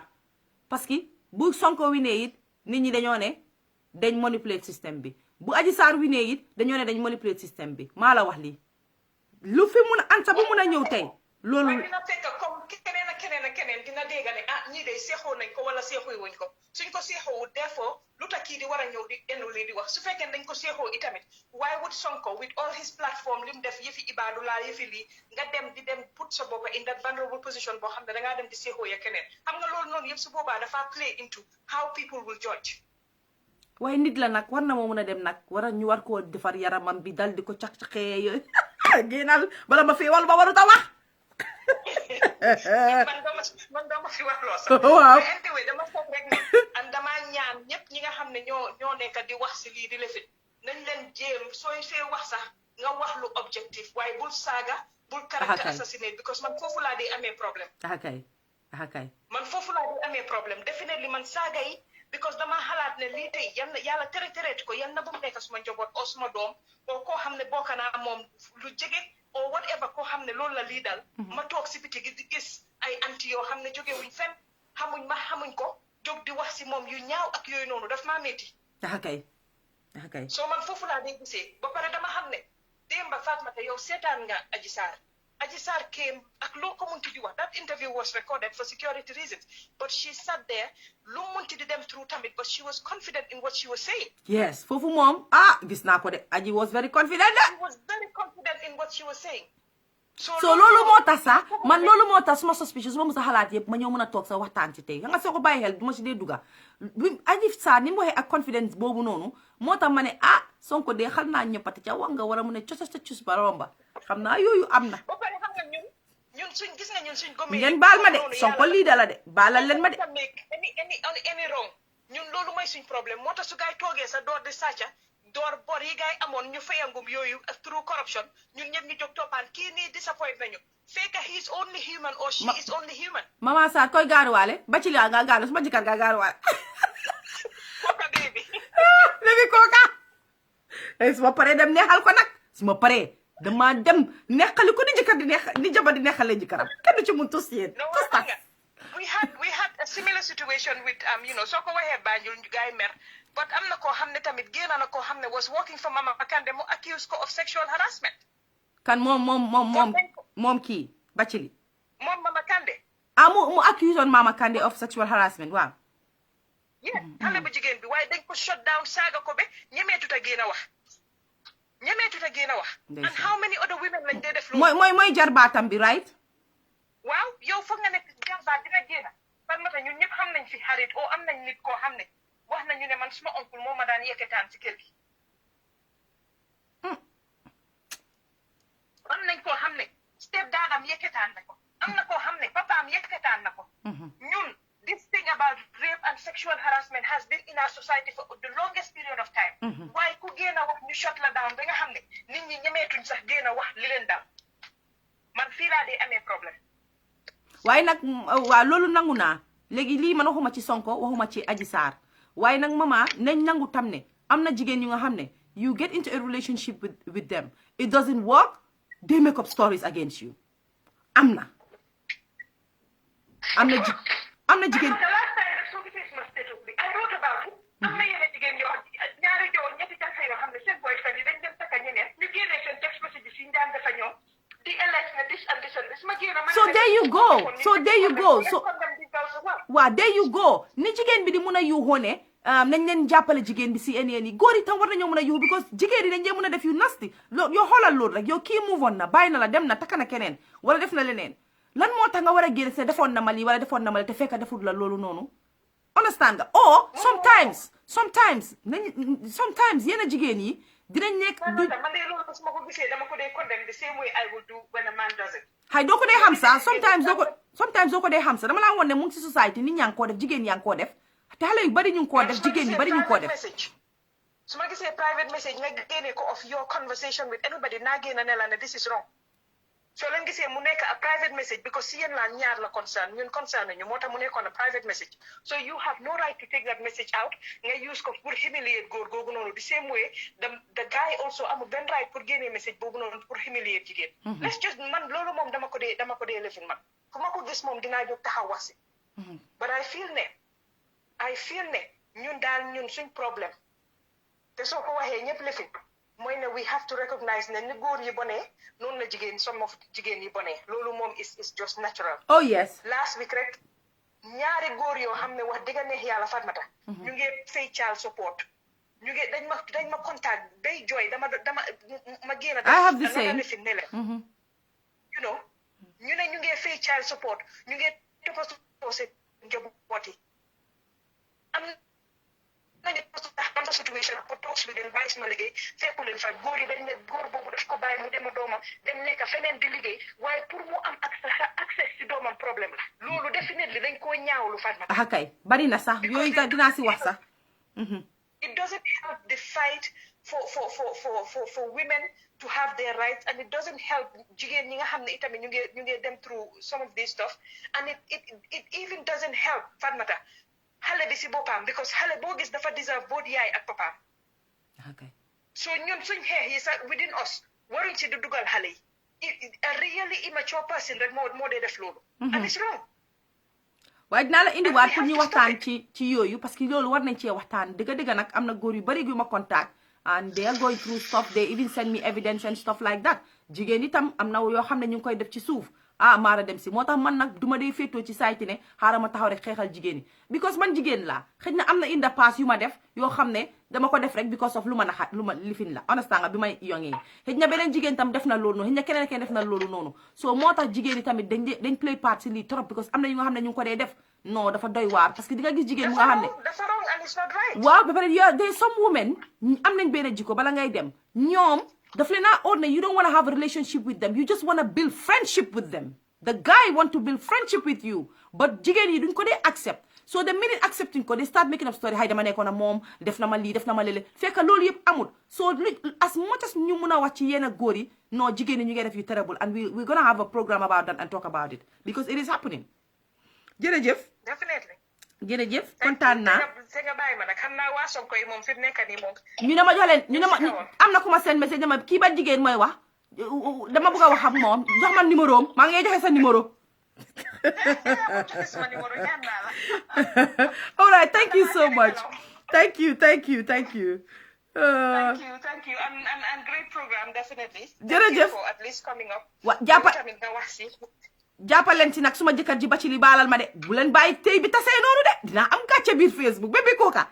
moom rek a mu ñemee taxaw ne ma Baby Coca fii kan mooy Musa ooyee Baby Coca ket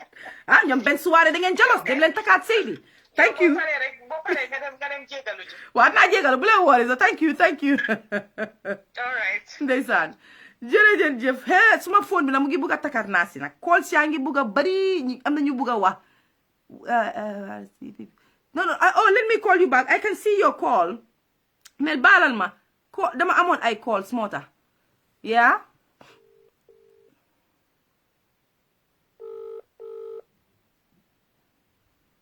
lii kenn bëru koo wax yëpp waay ku ko wax yëpp dee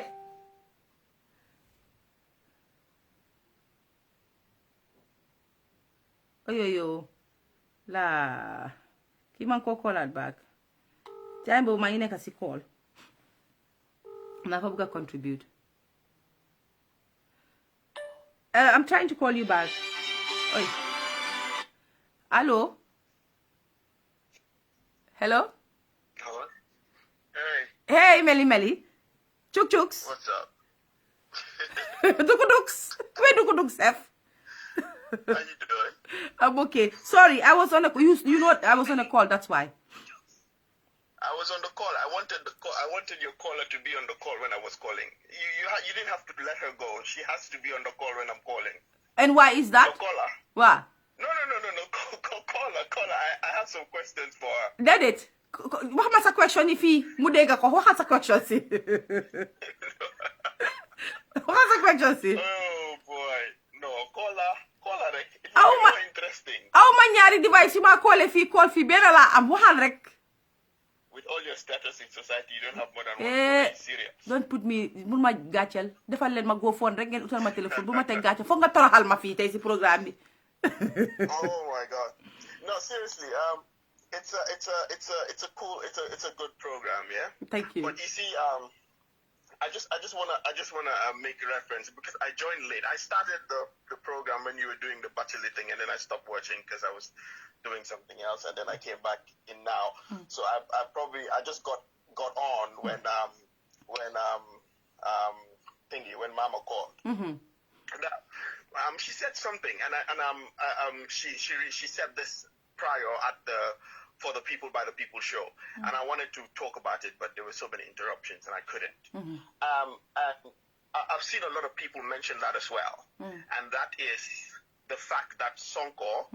a president, a person who's wanting to run for the office of the presidency, decided to go to a massage parlor. So, because he's a political figure, it is absolutely wrong for him to go to that massage parlor,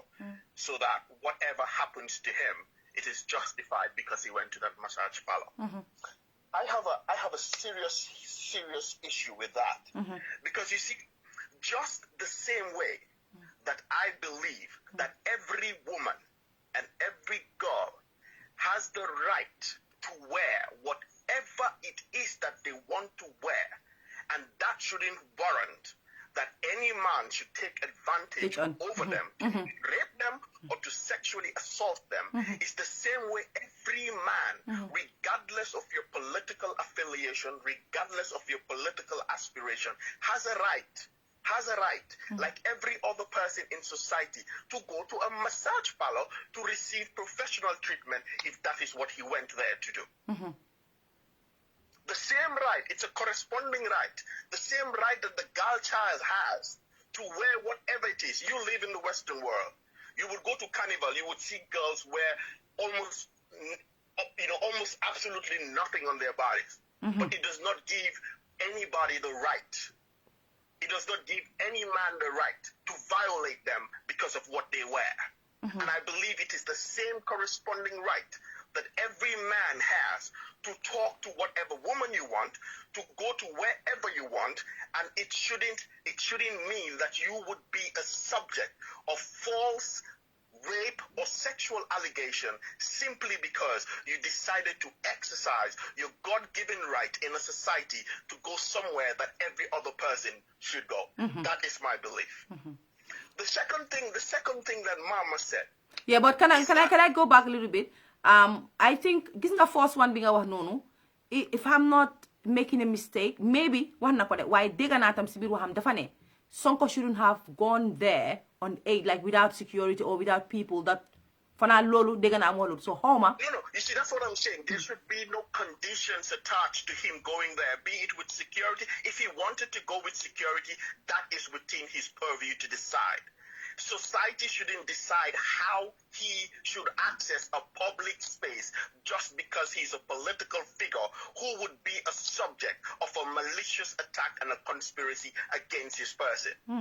Just the same way that a condition shouldn't be set for the girl child, I believe a condition should not be set for any man. Yeah, but with Sonko's case, Mel, with Sonko's case, he has always seen, people have always seen him as a threat to Macky Sall, right? So with Sonko mom ku yàggoon na ragal la ku yàggoon na moytu la parce que xam na ne xëj na ñu ngi koy fexeel lu bare loolu rek war na moo tax mu war a moytu. Yes, I understand, but that moitoing should be in the purview of Sonko. Sonko is the person who should determine that moitoing. Society and or any other person shouldn't set the standards of Sonko moitoing. Just like the girl child, nobody should set the standards for that girl child as to what she should wear to go outside. But what she determines, like for example, Farmata, it is you that will look at the mirror today and determine that, okay, where I'm going, this is not appropriate. I would not wear this. True. Or you wear something, you look in the mirror. You determine that. Nobody else should set the standards for you to determine. That is my point. Now, let's get to the second bit about the issue of this issue being politicized. And you said something which was brilliant and spot on. Trust me, that's why I always tell you that you're phenomenally smart. You said something that regardless of whatever happens, whatever the outcome is in this matter, people are going to have an opinion. So, for example, if at the end of the day it is deemed that Sonko never ever raped her, people would think that it is because of public pressure. In the event that it would be determined that indeed Sonko had an affair with her or raped her, it would be deemed that it's a political pressure from the executive, from Macky Sall. So whichever way it swings, you cannot take the political dimension out of it because the people at play are absolute political actors. It is not humanly possible. And I said this to Mama on the For the People by the People show. She can repeat this and she can say it from now till doomsday. She can say it until the cow comes home. It is not humanly possible to take the political aspect out of it because the allegation itself was fueled on a political footing. Yeah, but I made a program before. And I felt they should take the politics out of it. And I know replying Amalulu someone can Unfortunately. Yeah. Why they should, what we're trying to say, my mom's my side mom, I don't know about Mama's response. I feel like they should. You know why? Because at some point they didn't make it about Ajisar and Sonko anymore. It was about Macky Sall and Sonko. And now people were missing that thing. And we wanted to hear what happened to the girl. But listen, but you and I have had private conversations. Okay? And I have consistently told you, and you would acknowledge that I have said this. You cannot divorce the personality of Fatoumata Rahman Koka and elite media. You cannot. You attempt to do it. You try to do it on a daily basis, but you cannot divorce that personality. I want a divorce. Let me give you an example. I want a divorce. Let me give you an example. An example would be looking in our own backyard, looking at a political context and looking at lawyer Ousmane Dabo. Lawyer Ousmane Dabo made a pronouncement that if anybody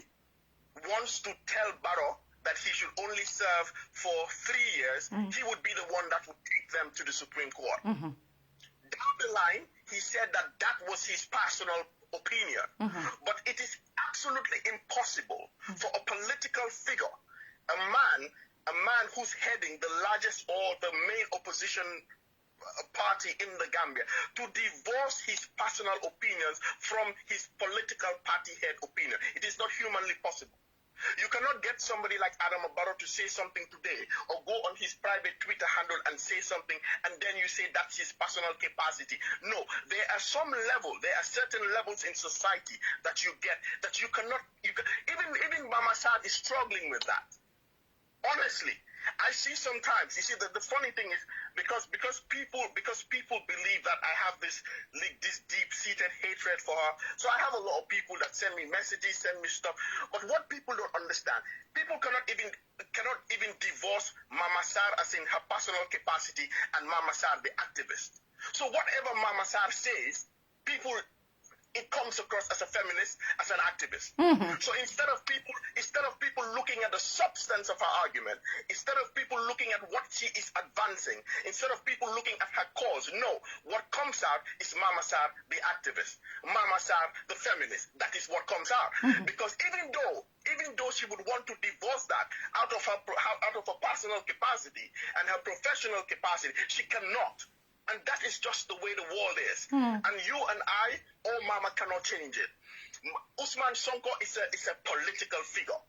Now, there is no way that you can go to every single Senegalese that is supporting Ousman Sonko or every single Gambian that is supporting Ousman Sonko and tell them don't have an opinion.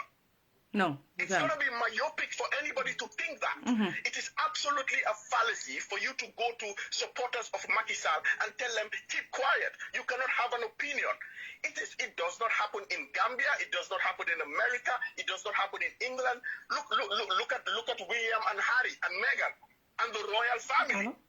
Every single person in England has an opinion. So people will form an opinion and you would not be able to divorce the political undertone. It is sad. It is unfortunate because you have a girl that is caught up in this. I mean, I watched the interview and to be honest with you, hands down, I felt sorry for her. Yeah. Be it her allegation is true or false, what is happening is she has been damaged and scarred for life. For life, yep. That's true. It's not even the doing, it's probably not even the doing of Ousman Sonko. I'm sure it is not Ousman Sonko that told all his supporters to do most of the things they did. But when you deal with a political figure, when you deal with a political head, it is absolutely impossible to divorce the politics out of it. And finally, Mama made mention and said that every girl should be allowed to speak. This is something I believe, that every girl should be allowed to speak. Are you speaking to me? You keep saying hello. This is because this it keeps calling from Senegal. Acha wahal Melvin do wahal. Okay. So just as every girl must have the right to speak, so must every alleged perpetrator have a right to defend themselves. If you come out and speak in a public opinion, in a public space, you would expect that you would have a counter reaction in the same public space. And what we have to understand is, if you have a matter that is before the courts, and you say that the matter is before the courts, and everybody should allow the courts to take its course, be it the victim or be it the alleged perpetrator, it should not come into the public space. If the victim brings it into the public space, it is done and dusted. You cannot take it out of the public space and say, you know what, halas, here is where it stops. We are now going into the courts. But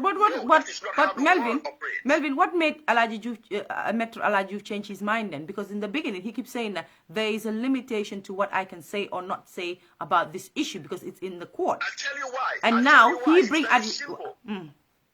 It's very simple. As a legal person, I have looked at it and I've looked at his argument. What is happening is Alhaji Diouf now understands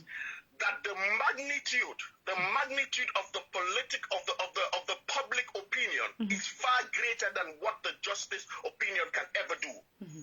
What he is trying to do is every single judge, every single magistrate, every single judicial authority has made some sort of opinion in this matter because it is in the public domain. Now, what he was trying to do is to sway public opinion. Because you also need to know, and this is what people fail to realize, it's good to have a lot of rhetorics. It is good to have a lot of theoretical applications of things. The judge that is sitting in court to adjudicate is also a human being that forms his or her own opinion. So in as much as you talk about the impartiality of judges, in as much as you say that judges shouldn't descend into the arena, they are human beings, they see what is going on, and they form public opinion. Yeah, but that's wrong though, because if a judge or a lawyer is telling you whatever is in the court should not come out, because they keep saying that to everyone, yeah, and they themselves, whenever they feel like coming out with it, they come out with it. Can people trust the system then? That system? No, but you're missing a point. This is not the system. This is Alhaji Diouf who is representing the plaintiff, who is representing the accused person. It is different from the justice system. Alhaji Diouf is the lawyer for Ajisar. Alhaji Diouf is not a judicial officer working for the Senegalese justice system or justice ministry. And what you also have to understand is that the judicial system of Senegal is different from the judicial system of the Gambia. In Gambia, we have the adversarial, it is known as the adversarial legal system, where you have two parties, two contentious parties. They come to court, they put all their facts together, they argue, they do whatever, and the judges just sit there, they're impartial, they try to be impartial, and they make up their minds. No, in Senegal, you have what is called the inquisitorial legal system. And what this means is that the judicial officers take charge, they are responsible, they oversee the investigations, the witnesses, everything. They are part of it. I just feel Alhaji Diouf is Metro Alhaji Diouf is just a hypocrite. Sorry to say that, and any lawyer who's ever done that before, because you cannot come out and tell us I don't want to talk about it. There's nothing to talk about, and the next minute you bring the girl out for her to talk. I feel Ajisar shouldn't have even come out to talk. No, they should have waited for everything to go, you know, right in court. I think that was the best way to do it. Ini Ajisar pour mu wax ni ini Ajisar pour mu wax ni sonal nako, damage nako, because you know it's not fair on the girl, to be honest. I agree with you absolutely. Okay, but the point is you also have to understand that what Alhaji Diouf is doing is what, you know, in law, it's just like a legal strategy. So you may see it as wrong. I may see it as wrong. You and I can have our own different opinions. But what I think he is trying to do is to arouse some sort of sympathy. For example, I also listened to you. You said after you listen to Ajisar or Ajasar or whatever the name is. You're not good at names. You said your mind started to go back. I have my friend Alhaji Ndur. Alhaji Ndur said in the initial instance, she absolutely believed Ousman Sonko. But after listening to Ajisar, she has a different mindset. So again, to you and I, we would see it as a bad thing, but to the lawyer, he is trying to embark on every single political strategy that he has available to him. Maître Alhaji Diouf, we all know him. He just wants this to be about him. That's it. He wants to control the narrative. That's it. That's it. Yes, that's and I'm telling you, we all know that girl have a mic. This is a clip-on mic. But because it's Metro Alajuf that is involved, and how he's a crook, how fishy he can be, people started having doubts. But for those of us who know camera... But again, I'm sorry. I heard you guys talk about the clip-on mic. And again, I disagree because I am very much aware of clip-on mics. Clip-on mics are not accompanied with a headset. The girl had an earphone in her ears. Okay? She had an earphone in her ears, and the cord was covered with her collar. And again, people can have different opinions to it. It will send. You see, in certain instances. Let me help you, Melvin. Let me help you there because si law mom du suma domaine sa domaine li nga ci wax yi mun naa ko déglu waaye in that field mais ma ci tuuti ma xala ci li ma xam feel naa ne li nga wax mun naa nekka waaye of course am na clip on mic yoo xam ne dañ leen ko day jox daf dee ànd ak benn mic la benn la war a nekka nag receiver fii pour nga dégga waaye to be honest with you foofu Adji Sarr sa Newton pour amee loolu noonu airpiece ak yooyu yëpp waru koo amee waaye dama laa wax rek foofu moom it was wrong daf dee mun a am waaye loolu su waree mun a am dafa war a fekk ne yow ya ngaa nekk di liggéey si benn TV station boo xam ne yaa ngi am correspondant am na ku nekk si beneen area pour nga war koo déglu mu wax la ne ok naaw sa toon la pour nga wax loolu moo dee waral loolu waaye daf dee war a mun a am pour nga am a hearing aid or something like that but in Adji Sarr's case she didn't need that all she needed was a clip on mic so that people dafa ay na benn si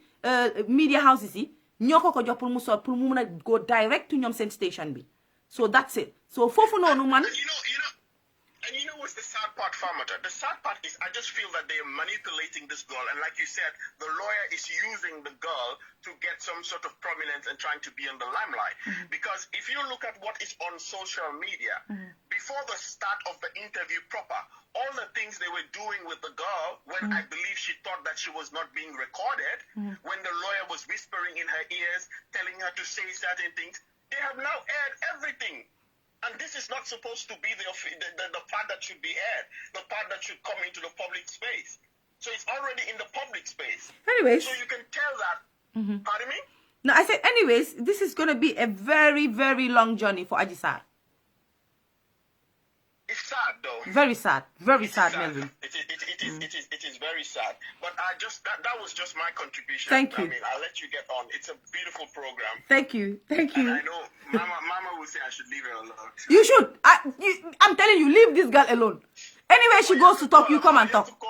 have to call her. No, she's my sister. Okay, thank you so much. All right then, Mel. Okay. Wow, waa Pestaf nag ñu ngi may woo Pestaf Gambie ñu ngi may woo di ma woo suma gaañi ñoom tam foog ma may leen chance nag foog ma may leen nag awa pour moom tam mu ñëw wax parce que Pestaf ñu ngi may woo mun naa am Sonko mooy woote suma kirib karab dafa bari non li ma kirib karab rek Sonko moo may woo tey fii toj de xaar leen de bu leen dem Sonko ci ligne bi allo asalaamaaleykum allo waa awa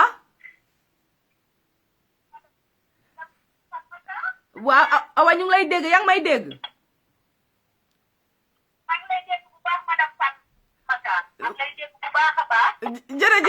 jërëjëf baal ma de sa réception bi moo baaxul noonu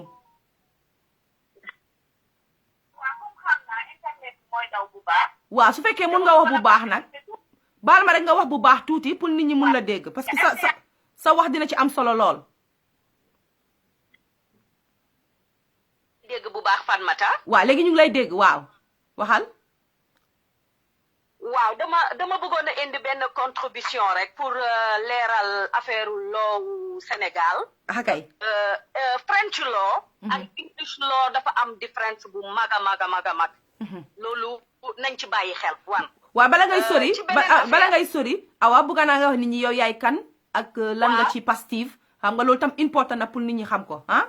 waaw my name is Madame Awa Diallo benn sénégalaise bu dëkk Gambie nekk president of the Foundation Women for Women ba pare nekk also représentante bokk ci ñi nga xamante ne ñoo taxawal kuréelu Pestaf fii ci biir Gambie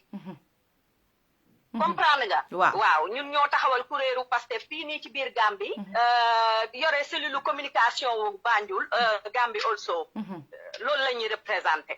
waaw léegi man li ma doon bëgg rek leeral mooy que ne problème mu Adji Sarr bii Adji Sarr citoyenne sénégalaise la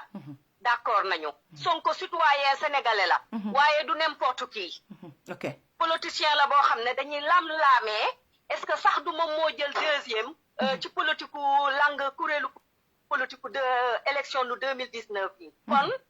moom adversaire boo xamante ne la maanaam parti pouvoir bi nga xam parti politique bi nga xamante ne mooy APR Macky Sall ki yore nguuru Sénégal depuis 2012 ba léegi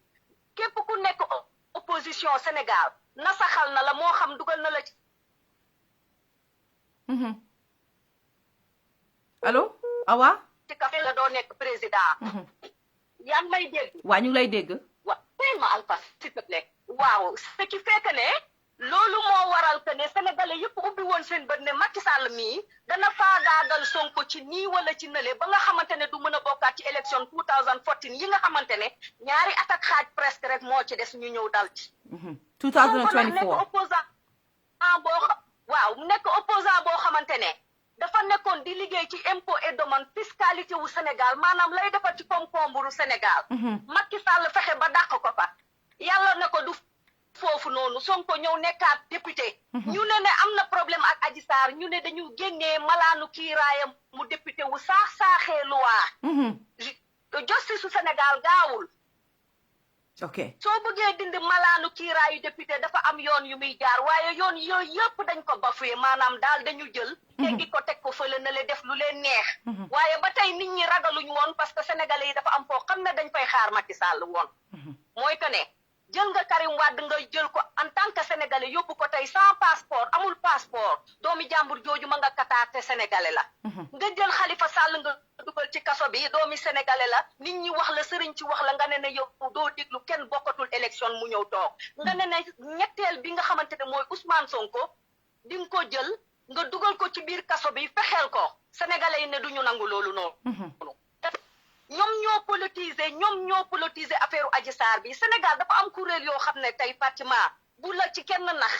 association yoo xamante ne jigéen du sax jël looya soo joteeg sa jëkkër rek sa right doo jël looya antenne yooyu ay antenne la ay kër la ay kuréel yoo xamante ne koñ boo jonkon nga ne dama am problème ak sama jëkkër dinañ la dugal ci office teg la ne la lan mooy problème bi wax la lii sa ak sa yëleef waa léegi démba jigéen ci Sénégal waaw Awa démba ñu gis Adji Sarr ñu génne ko pour mu wax naka ngeen ko gisee naka ngeen ko dundee lan ngeen ci jàng ci ba Adji Sarr génnee Adji Sarr génnam bii nii tey dafa jox dëgg tey lu bari ci opposition bi ak Sonko tey gis nga Adji Sarr amul kenn ku ko génnee ki ko génnee amul benn crédibilité en fait kooku dañ koy woowee l'avocat du diable maanaam avocat boo xam ne le dossier bu ñaaw bu tilim ci Sénégal boo xam ne benn avocat xam nga ñaata avocat ñoo am ci barowu Sénégal ay kilifa yu mag ana maître Guédé Ndiaye kooku kenn dàq koo xeexal jigéen ñi ana maître Nafissatou Diouf Mbodj kenn dàq koo xeexal jigéen ñi ana association femme juriste seeni avocat du jeex Sénégal waaye mel na moomu moo jël Adji Sarr ne da koy boot lookanti ko te ku ne déggoon na moom maître El Hadj Diouf moo fi ne woon avocat wu Yaya Jammeh ci Yaya Jammeh bi mu ne no step down ci Gambie bi loolu yaa ko fàtte xaju fii oui kon maître El Hadj Diouf képp ku mu boot rek nit ñi xam nañ ne la fay jóge du nekk jàmm du nekk salaam du nekk loo xamante ne ndam sax dana ca am parce que lépp lu mu dugg sax mën na ca génnaat waaw may ma tuuti waaw may ma tuuti ma laal la fii tuuti rek Awa yaa ngi tudd ndaanaani maître yu bari tudda nga leen fi léegi ñooñu dañuy yàgg di xeexal jigéen ñi ak yooyu xam nañ loolu waaye mais fooguloo ne ñooñu bëgguñu dugg ci lii parce que xam nañ ne affaire si dañ koy defee fi politique te bëgguñoo dugg ci fi politique foogoo loolu it mais loolu moo am Sénégal nit ñi dañuy doxee ak seen xel gis nga dossier Adji Sarr bii nit ñi dañoo xam li ci xew de A ba Z yow Adji Sarr da nga jote ak Sonko lan moo waral nga dem gisi waa APR ñoom ñooy ñëw lijjanti sa problème Adji Sarr ki jël Adji Sarr di def loo ko lii nii yëpp te ñu di ko wax Sidi Mbaye Sidi Mansu Mbaye kooku noonu non bañu ma loolu bañu ma doomi APR la bañu ma doomi APR la waaye fi ñu toll nii ay doomi APR la wala ñàkk doomi APR awa yëpp si lëj na parce que moom Adji Sarr génn si ne dafa ëmba xam nga yow Adji mënut a ëmbal boppam góor rek ko mën a ëmbal léegi loolu naka la mën a nee xam nga Adji Sarr bu ëmbee foog mu wax ku ko ëmbal du dëgg test ADN Adji Sarr bu mu demee ci report médical bi nee na Adji Sarr biirul tey biirul ëllëg kon kañ la fi Adji Sarr biir kenn xamu ko Adji Sarr xam nga lu ko téye ñàkk a nelaw conscience yi fukki sénégalais yeeg juróom yi dee tem xam ne ay maanaam yu njaaj moo taal réew mi tey nit kese la te xale la dañ ko dugal ci loo xam ne attanu ko te yow da nga gëm ne benn bopp la boo yow gëm nga ne Adji Sarr biirul Adji Sarr biirul dara jotu ko Adji Sarr dañ ko use dugal ko ci loo xam ne attanu ko booy def genre deal yu salte yi del jël koo xamante ne bandi cerveau la boppam baax na dëgër na maître El Hadj Diouf tey kenn ñëpp a taxaw di ko dégg mu naan kaan waxal lii naan kaan na nga dëggu ci li ngay wax yëpp ñu jël ko teg ko ci net bi nit ñaa ngi koy dégg Adji Sarr dans tout ça ñu man en tant que jigéen man en tant que yaay tey dama ko yërëm tey ba ma gisee vidéo ba ma gisee na mu meloon démba tey doog a ñëw te damay insister ak sa famille nañu jóg dem jëli seen doom xam lan moo xew sauver ko parce que xale bi tey man gaw ma ne mi ngi nelaw xale bi gaw ma ne mi ngi lekk xale bi gaw ma ne mi ngi nante loolu ndax mooy dëgg ku gis Adji Sarr démb na mu xeese woon jekk mel na comme na ko neexoon ak tey jii nii ça ne va plus loolu mooy dëgg doomi jàmbur ji ñuy utiliser à des fins politiques ak ay armes yoo xam ne inconventionnelles la du loo xamante ne lu rafet la dañ bàyyi doomi jàmbur kii mu génn ay mbokkam yor ko ba ñu protéger Sonko protéger ko kenn du ci laalanteeg ñoom bañ dem ci code ba parce que Sonko nee na moom ca code ba rek nañ dem ca code ba kon xam kooku la ne nañ dem ca code ba kooku moom amul lu muy ragal Adji it nee na moom pare na dem ca code ba nañ dem ca code ba kay code ba kay moom dem fa dina am waaye xam naa ne la jërëjëf sax nga ñëw di wax ak ñun kontaan nañ torop ñu am koo xam ne ku jege Sonko la jege nit yi Sonko yi nekk ci Pastef nekk Gambie te mun a wax ak ñun waaye bu fekkee ne comme loolu mosoon naa la ko laaj sax ma laajaat la ko rek bu fekkee ne tey affaire si tourné na ñu ne Sonko dafa amoon affaire ak Adji Sarr ak li loolu lan la muy def ci waa Pastef waaw loolu tey ñun gëmuñ ne sax loolu lu mun a am la parce que xam nañ suñu leader quand même encore une fois xam nga nit ki booy ànd ak moom dafa am loo xam ci moom balaa ngay ànd ak moom du dëgg munumaa ànd ak yow munuma laa ñeme tey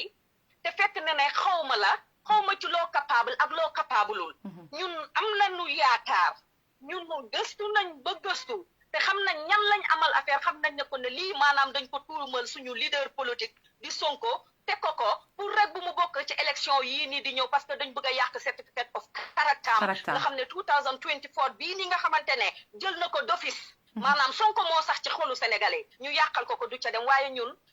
Sénégal weesu na foo xamante ne nit ñi da nga leen di baaji parce que fiñ toll nii nag dañ doon woowee usu bébé fiñ toll ku ci yëngu rek dina la defal bagage gars yi danañ réglé loolu moo lii am xam nga baal ma rek ma laaj la feena fi nga xam ne dafa teyal xel nit ñi yow li si sa xalaat mooy ne lii bu muy xapoon time curfew la couvre-feu bi la comprendre nga waaye Sonko mu bàyyi lépp lu mu doon def dem pour ne dafay dem am massage ci time boobu noonu ndax loolu gisuloo si ne dafa teyal xel nit ñi foofu tuuti couvre-feu bi 10 heures la woon ko Sonko 9 heures la génn ak may dégg waaw kon maanaam 10 heures 1 heure de temps bi mu def pour massage da koy fekk si te góor gu yi Sonko fi mu dëkk ak fi affaire bi amee da ngay jéggi tali bi soriwul man waa Dakar laa da ngay jéggi tali bi salon de massage bi mi ngi nekk Sacré-Cœur ci VDN bi Sonko mi ngi dëkk kër si te góor gi ci VDN bi maanaam daal distance bu jege la xam na ne bu demee massé wu taf dafaa delluwaat këram ñibbi toog xanaa loolu amul dara lu ci tey xel ba pare Farmata dem ci salon de massage mooy lan dara nekku ci waaye dara newu ci waaw léegi ma laaj la dara newu ci waaw xam nga man tey ni may xalaatee ak nit ñi ni ñu xalaatee du benn soo foog ma jël ci xalaati nit ñi tam ma laaj la ci tuuti baal ma rek man moom pour man personnellement aw ma problème yaa ngi may dégg waaw man moom massage bi waaw man moom personnellement aw ma problème ci Sonko mu dem foofu massage mun na moo dem fu ko neex pour massage waaye fooguloo ne koo xam ne moom comme nit ñi nuñ koy laajtee loolu laa la bëgg a laaj ci kaddu nit ñi lay waxee fi mu ne nii Sonko xam na ne yàgg nañ ko toppa yàgg nañ ko fexeel comme ni ngeen ko waxee comme ni ko nit ñi waxee comprendre léegi moom Sonko foogoo ne bu waroon a dem si fi nga xam ne dañ koy massage waroon na moo ut foo xam ne at least am na foo xam ne masseuse bu correct la place bu correct la foo xam ne registre nañ ko ak loolu waaye place bi mu dem nit ñu bëri dañ ne soo gisee mu fa dem mu di fa dem am na lu ko fa nekkal parce que si crédit si moom jëmi boppam ñëpp ne war na moo mën a nekk président ni comme ni ngeen ko dee waxee Sonko du noonu porte kii xaw ma xayam naka ngeen ko dee waxee Sonko nekkul ku ndaw xam nga waroon na moo seet dëgg-dëgg fan la muy teg tànkaam loolu nit ñi am nañ ci daaw lan mooy sa xalaat ci loolu man pour man keew ma mun na moo dem anywhere waaye lan mooy sa xalaat ci loolu nit ñi wax. Fatmata bu ñu noonu porte kii bu ñu juum ci ndaw si yor. waaw bu ñu juum ci ndaw si yor salon de massage bu légal bu professionnel am ay kayitam A to Z la. bu ñu juuma. du n'importe quel salon de massage. du salon massage yi ngay dugg fay 10 000 francs CFA du loolu. kii elle est professionnelle Ndeye Khady Ndiaye. professionnel la bu yore salon de massage am te du Sonko rek fay dem kilifa Ndakaaru gi yëpp dañ fay dem. yaa ngi may dégg. mais kilifa Ndakaaru yi si boppam. mais kilifa Ndakaaru yi si boppam ñooy jóg di wax ne lan moo tax Sonko di dem foofu parce que dégg nañ ay kilifa di ko wax lan moo tax Sonko di dem foofu am na yeneen place yu munoon a dem gannaaw foofu. waay place beneen bi Sonko doon dem dafa daan fay 200 000 francs CFA. 200 000 francs CFA Sonko mënatu ko fay ci biir poosam te ku ne xam na ne parti Pestaf ay cotisation moo fa am man damay cotiser keneen di cotiser te xaalis boobu noonu duñ ko jël di ko yàqee Sonko ne 200 000 yi muy doon fay feneen dana ko dem wàññi dem feneen salon mu moins cher ñu diktal ko fa mu dem fa mu ñëw gis na ne ndaw si laaj ko ne dem am nga ay këyit ndaw si génneel ko këyitam tegal ko wan na ko ne est-ce que am nga sa ni ne yaa ndaw si won ko këyitam yépp Sonko ne ko waaw baax na iwilam sax daf koo yóbbaaleel boppam ñu maasa ko su paree mu génn mu demaat maanaam daal yal nañu yàlla musal ci pexem noonu yal nañu yàlla musal ci pexem noonu waaw lii pexem noonu la lii maanaam loo xamante ne na Sénégal dépassé woon nañ level bii waaye loolu laa naan yal nañu yàlla musal tamit ci am xarit yu matadi parce que nag ñii defaloo lii tey ba APR ba Macky Sall ne ci buuta ngaas gii nii tey ay xaritam yu matadi la ñàkk a mat parce que dil dafay set waaw mun na gën a set nii mais dafa tilim ok xam nga amoo woon opportunity pour toog wax ak yow ulee ko defoon waaye man tamit rek yàlla indi na la maa ngi wax ak yow mais ma rek ma laaj la ñaari question bala ngay dem parce que dafa important benn bi moo di ne tey bu fi waa Macky Sall toogoon am naa ay question yu ma leen mën a laaj waaye parce que yaa fi toog tey mooy suma liggéey mooy du may farfarloo ki toog tey liñ la war a laaj dañ la koy laaj man bugga naa Sonko waaye du tere it li ma la war a laaj dama la koy laaj ma laaj benn bi mooy wax nga leen a tuuti bu yàggul wax nga ne budget like xaalis bi liñ ko doon caaj dafa bari te ñëpp xam nañ ne Pastef nit ñi dañuy cotiser pour Pastef dem right so which means ne man ba pare déggoon naa benn interview bu ñu wax ne am na luñ doon musa jaay Sonko mu ne du ko jënda parce que dafa seer 3 millions ou something dafa seer mu ne du ko jënda so ñëpp xam ne foofu kon Sonko mu ngi doxalee noo xam ne daal bugut a dugg ci yooyu daal façon yu mel noonu bugut alali jàmbur du bëgg a dugg ci yenn waaw waaye nit ñi dañu naan ne façon ngi politicien bu mel noonu ki nga xam ne amul luñ dépensé boppam ndax kooku bu toogee dina fa nekkal askan bi te du fa nekkal poche am loolu bëggoon naa nga tontu ma fa. waaw Fatmata dañuy ñaan yàlla am leader yu mel na Sonko yu am gis-gis yu mel na Sonko pare duñu saaxalee alalu réew mi xam nga Sonko fi mu doon liggéey impôt et domaine bu Sénégal comme mu Sénégal yëpp fa lay daje su bëggoon na bi rich ña fa jaar ay laan la ñu am ay milliards la ñu am ba ci am na ci koo xamante ne dañ ko arrêté sax Macky Sall da ko arrêté dugal ko ci kaso bi ñoom fa la Sonko doon liggéey su bëggoon alal jël na ba mu doyal tibbal na ba mu doy waaye macha allah li tax sénégalais yi am am jël Sonko dugal ko seen biir xol dafa am lu ko waral dafa am loo xamante ne daf ko wone ne que ne lii man laa fi bëgg a jëlee ba mu jeex takk maanaam doylu dafa am ci nit xam nga dafa am ñoo xam ne fan mata dañ doylu kii ndax dafa doylu maanaam liggéey na foo xamante ne waroon na mën a tibb ba doyal waaye tibbul dara lépp lu mu am daf ko ñàkk jëriñu consultant la lépp lu mu bëgg mun na ko am ci liggéeyam ci ñaqam c'est un intellectuel waaye bëggul daray askan wi maanaam l'argent du contribuable la ne bu ko kenn laal andu ci tey andu ci ëllëg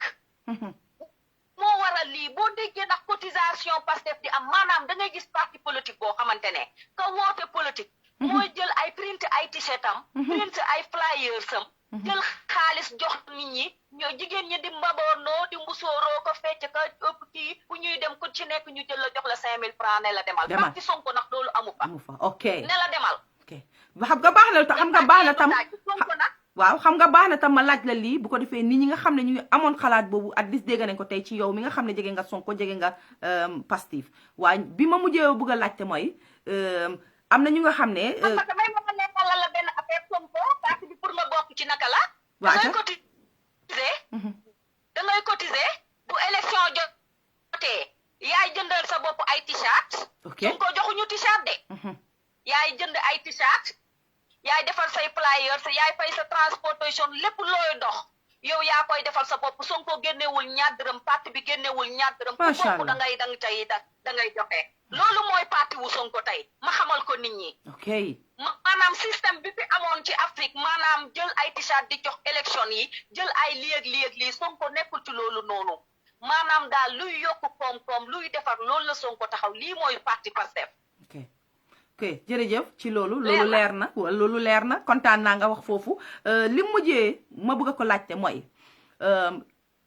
coow ba amoon Sénégal temps yi passé di jàllewaat ñi nga xam ne faat nañ ci di leen di jàlle seen ay mbokk di la jàlle yow mi encore ci loolu ñu dugg ci tuuti li ma bëgg a dugg foofu mooy li ma lay wax rek xam nga ku fi toog tey dama lay laaj li nga xam ne moom la askan bi di wax ñun xam nga ñun dañuy toog di dégg li askan bi wax li may wax ni nekku ne Fatmata Kooka moo koy waaye askan bi li ñuy wax ma analyser ko bëgg a koy laajte li ma bëggoon laajte foofu rek mooy coow bi fi xewoon nii bari na li ko indi woon mooy dañ ne Sonko bul jaar yoon bi jaaral yoon bee mu ne moom dina jaar yoon boobu parce que bëgguñ moom ñoom ñu ne bëgguñ woon mu jaar ci university bi right du noonu la yooni university bi waaw VDN bi ok man xam naa ne VDN bi mooy yooni university bi understand nga waaw ok ñu ne ko bu mu jaar ci VDN bi moom mu ne dafay jaar ci VDN bi en tant que bëgg a nekk leader moom mu ngeen ne leader la ñeneen ñi ne président Sonko moom bu fekkee leader la yow ñu ne la bul jaar foofu ni boo fa jaaree student yi mun nañoo gën a def lu graaw wa def dara foogoo ne Sonko just because of loolu rek waroon na moo jaaree ji nañ ko waxee mu jaaree ji pour bañ that commotion parce que bañ bu mu bañ noonu indi na fitna indi na ay te lii lañ doon bañ loolu laa bëggoon nga wax ci tuuti ndax foog nga ne as a leader waroon na moo jaar yoon boobu te war a mun a jaar feneen foo xam ne du indi fitna. waaw kon mata damay leeral rek dara. justice moo bind kayit ne Sonko kaay nga wuyu ma. ok soo ma ne la kaay ma wuyu la citoyen sénégalais nga dangay fay say impôt di fay say taxe yor sa démocratie. fu ma neex laay jaar. fu université. ñoom police du dugg ci biir. xale yaa ngi ci biir. xale yi suñu génnee rek dañu yëkkati drapeau. kon xale yi wa ilaa lenn la woon. Sonko day romb ñu ànd ak moom dem ak moom ci code bi ne ko kaay ñu supporté la am nañ ci droit nag parce que ay sénégalais lañ ay doomi Sénégal lañ dañ ko bëgg nax dañ ko bëgg nañu gunge woon Karim Wade mu dem nañu gunge woon Macky Sall 2004 mu dem bi ko Ablaye Wade bëgg a 2009 bi ko Ablaye Wade bëgg a téye ci kaso bi noonu la ko gars yi gunge woon ba ca commissariat central ba nit ñi fees fa del ñu gunge ko Khalifa Karim Wade gunge ko Khalifa Sall waaye nag duñ ko gunge Sonko mi nga xamante ne nag suñu biir xol yi lañ ko teg lii mooy problème bi ba pare gis nga problème bi am ba fukki nit ak juróom dee ci fukki nit ak juróom tey jii ma lay wax ni ñu ngi koy dooga confirme nañ ko ñoo ci dee problème bi est-ce que xam nga ne Sonko lu ndaw rek la ci indi lu ndaw rek en fait liñ naan maanaam benn toq moo toq ci ci siwo bi rek siwo bi roogalaan tuuru dem yoonam. non mais Sonko indiwu fa lu non Sonko jëlu ci part bu ndaw part bu mag la ci jël itam loolu mooy jaar non may ma rek awa gis nga jaar bi mu jaar foofu noonu loolu daa fitna dafa indi fitna bu méttee métti parce que jaar boobu dañ ko waxoon nañ ko ne ko boo jaaree fii yoon bii bu luy fitna dinañ la téye moom mu ne nag dinaa fa jaar ba ngeen ma téye comprendre nga comme munoon na fa ñàkk a jaar te duñ ko téye waa aca Fatmata dama lay defal analyse boo xamante ne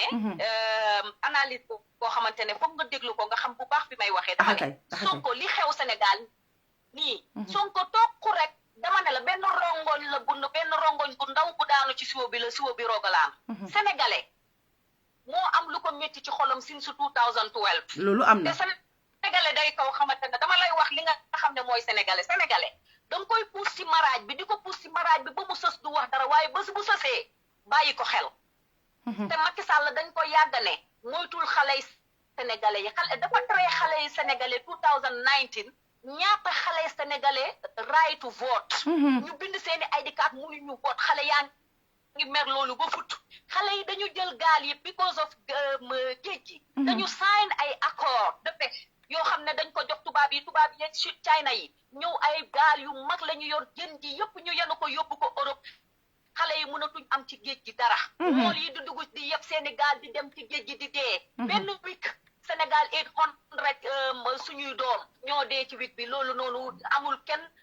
ku ne fekke woo ko Macky Sall jógul ba léegi dem ne famille yi masawu leen dugg na ni génn na ni te Charlie Hebdo ca France ba ñu ne bombu daal na ca ñu doon xarab yonent bi dafa jóg dem ànd ak tubaab yi marché te 14 nit ñoo dee woon 14 nit foog naa 800 nit moo ko ëpp waaye sénégalais bi dafa jël loolu sénégalais day jël di dajale da nga koy def muy dajale waaye bés bu sësee gisuma lu koy revise loo xanaa mu nekk suñu kilifa diine yi ñoo jóg ne xale yi bàyyi leen ñuy doog a bàyyi waaye Macky Sall moo pousse Sénégalais yi pousse leen bañ sa te lañ namm ci démocratie yëpp Macky Sall daf ko ba fuye teg parce que tey right to talk liberté d'expression Macky Sall daf ko yàq ci Sénégal journal yi télé yi rajo yi ku ko ci neexul coupé na sa signal pour lan loolu du démocratie non ok lii mooy problème bi loolu du démocratie jërëjëf Awa lii mooy problème mu Sénégal ak Macky ndeysaan jërëjëf kontaan naa nag nga woote bi dugg parce que gisoon naa ngay woote lu yàgga kontaan naa parce que foog naa ne ñu bari dégg nañ li nga wax tey ñu kontaan trop parce que Gambie kenn muuvut ñëpp a ngi lay seetaan ba nga ñëwee 200 la woon ba léegi ñu ngi ci 200 bi kontaan naa trop ci loolu noonu waaye ak ñi ci parenteer bi di seetaan maa ngi leen ay nuyu tamit waaye Awa man duma sénégalais xawma ci politique Sénégal lu bari waaye dama like Sonko like naa style am waaye terewut it li ma la war a laaj dinaa la ko laaj parce que loolu suma liggéey fii mais Awa man daal gëm naa ne Awa daal Sonko daal suñu waaji daal coppati na ci ween gi tuuti wala mu coppati ca wax nga tuuti daal Adji Sarr daal am na bu Sonko coppati na man gawma loolu Sonko ñaari jeeg la yor këram man gawma loolu ma ne Awa ñun dañ teg xale yoo Awa gis nañu fi am ñaari jeeg gis nañu fi am ñetti jeeg yu ne fàcca toog waaw d'accord naa ba pare dëgg la góor ñi sikk nañ torop loo ci wax rek am na loo xam ne xam naa ko ci ma topp bàyyeekoog noonu góor ñi moom léeg-léeg luñ leen jiñ rek noonu la waaye ndax quand même suñu càmmiñ ñi am na ci ñoo xam ne seen loxo dafa set wicc mun na ñoo yëkkati suñu loxo ne ñii kat mosuñoo trompé seen jabar non awa Sonko dompat na tuuti rek Sonko dompat na tuuti rek man gawma loolu Fatmata gawma loolu ok ndeysaan xam nga rek dama bari caaxaan foog ma indi ci waaye maman Linguère nag mais da ciy baax ñun ay démocrate lañ ñun dañ lay nangul nga ñun nangul loolu mooy démocratie ku ci nekk wax sa xalaat ku ci ne wax sa gis-gis dañ koy nangulante loolu mooy démocratie waaye nag bëgg naa nga boole ma ak maman Linguère ma am ak moom benn débat non yow foog face à face ma wax ko kan mooy Sonko wax ko lan mooy programme Sonko foog ma indi maman Linguère because loolu non te dina neex de dama lay indi maman Linguère indi Melvin Roberts yéen ñetta ci biir kër non keroog bés moom Facebook waaw Melvin moom il est pertinent. waaw pertinent sama anglais bi set waaye déglu naa ko bu baax a baax il est pertinent am ay analyse am macha allah. ndeysaan am na fu mu laal foo xamante ne gis naa ne que daal mi ngi gëstu bu baax a baax te ku gëstu rek di nga waxee noonu ñu ngi leen di jaajëfal bu baax a baax. jërëjëf Awa kontaan nañ jërëjëf merci beaucoup thank you merci sama gaañ yi gis ngeen de ñu ñëpp ñi fi ñëw tey wax nañ fi lu nga xam ne lu am solo la contribute nañ ci programme bi lu neex a neex commencé ko nag ma indi suma Batchilly suma bébi kooka ñëw na toj ta kaasi wax na ne Gaynde Njaay la ma woon ko ne ko Gaynde Njaay la waaye tey gars yi duñ ma bàyyi ma dem allo suma raka mbaa da nga bëgg a bokka suma raka naa maa ngi live de da nga bëgg a bokka ci programme bi waa léegi déglu leen suma raka su pare dama fay suma téléphone bi du ma waxatee kenn acca dóoral mu daanu waaw Fatmata waaw siima dañoo analyse tuuti rek comme fan yëpp follow nañ torop politique Sénégal axagay te dañ ci bokka sax parce que ñun suñu waajur yi man suma baay sénégalais la waaw te Sénégal lu ñu ne sa néebu bu kiram lakkee dawal fayal ko sinon yow sa kër mun naa lakka te Sénégal ak Gambia benn bopp la kenn mu ko xar ñaar wax dëgg la gis nga yëfi Sonko bi ki beginning bi PV yu génna PV bi mooy report bi génna si gendarmerie bi Adji Sarr dafa waxoon ne moom Sonko daf ko réeb ba pare ñaari arme mooy ñaari fetel waaw timbale ko waaw analyse yu ma njëkk a def ba pare mu ne bu mu ko réeb daf ko teg si kaw lii bi mooy makaaj lii bi ba la ko réebi mu vason bi mu ñëwee démba mu ne si suuf la ko réebi ba pare waaw mu ne si suuf la ko tiddal mu réeb ko ba pare mu ne Sonko ba mu koy réeb tam bu mu ko tegee si suuf kooku ne ko xanaa def la tiimale fetel mu ne ko déedéet nit ñi dañ dee wax ne arme la tegoon si ma kaw waaye tegut arme xam nga ko loolu ñaari wax la waaye xam nga si ma li ma si jaaxal mooy li nit ñi doon wax yëpp spéculation la yow déggoon nga audio bu Adji Sarr waxee loolu PV bi non PV xam nga maître Alaaji Diouf seet si TFM moo ne waaw ñaari arme seetaan ko vidéo yaa ngi on ba léegi mu ne ñaari arme la ko tiimale comprendre nga après am na lu si gis nga rape is very very ñuñ rape lii yabaate la dañ leen yab kay Fatou Rahman ko koy jigéen buñ ko réebee lan la moo delluwaat di ut proof yaa ngi dégg bu baax li ma laa wax xam nga mu ngi wax ne Birima Ndiaye moom bi moo analyse moom carrément la taxaw si télé TFM mu ne Adji Sarr ooyoon na ko ne ko Sonko daf ma réeb mu ne ko damal uti mu ne ko pour mu dem uti proof Adji Sarr démba mu ne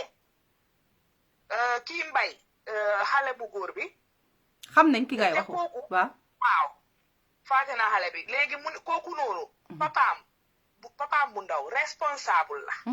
biir APR mu ne bum ñëwee ne ko dañ ma réeb mu ne ko léegi da nga war a ut proof kan la ñoo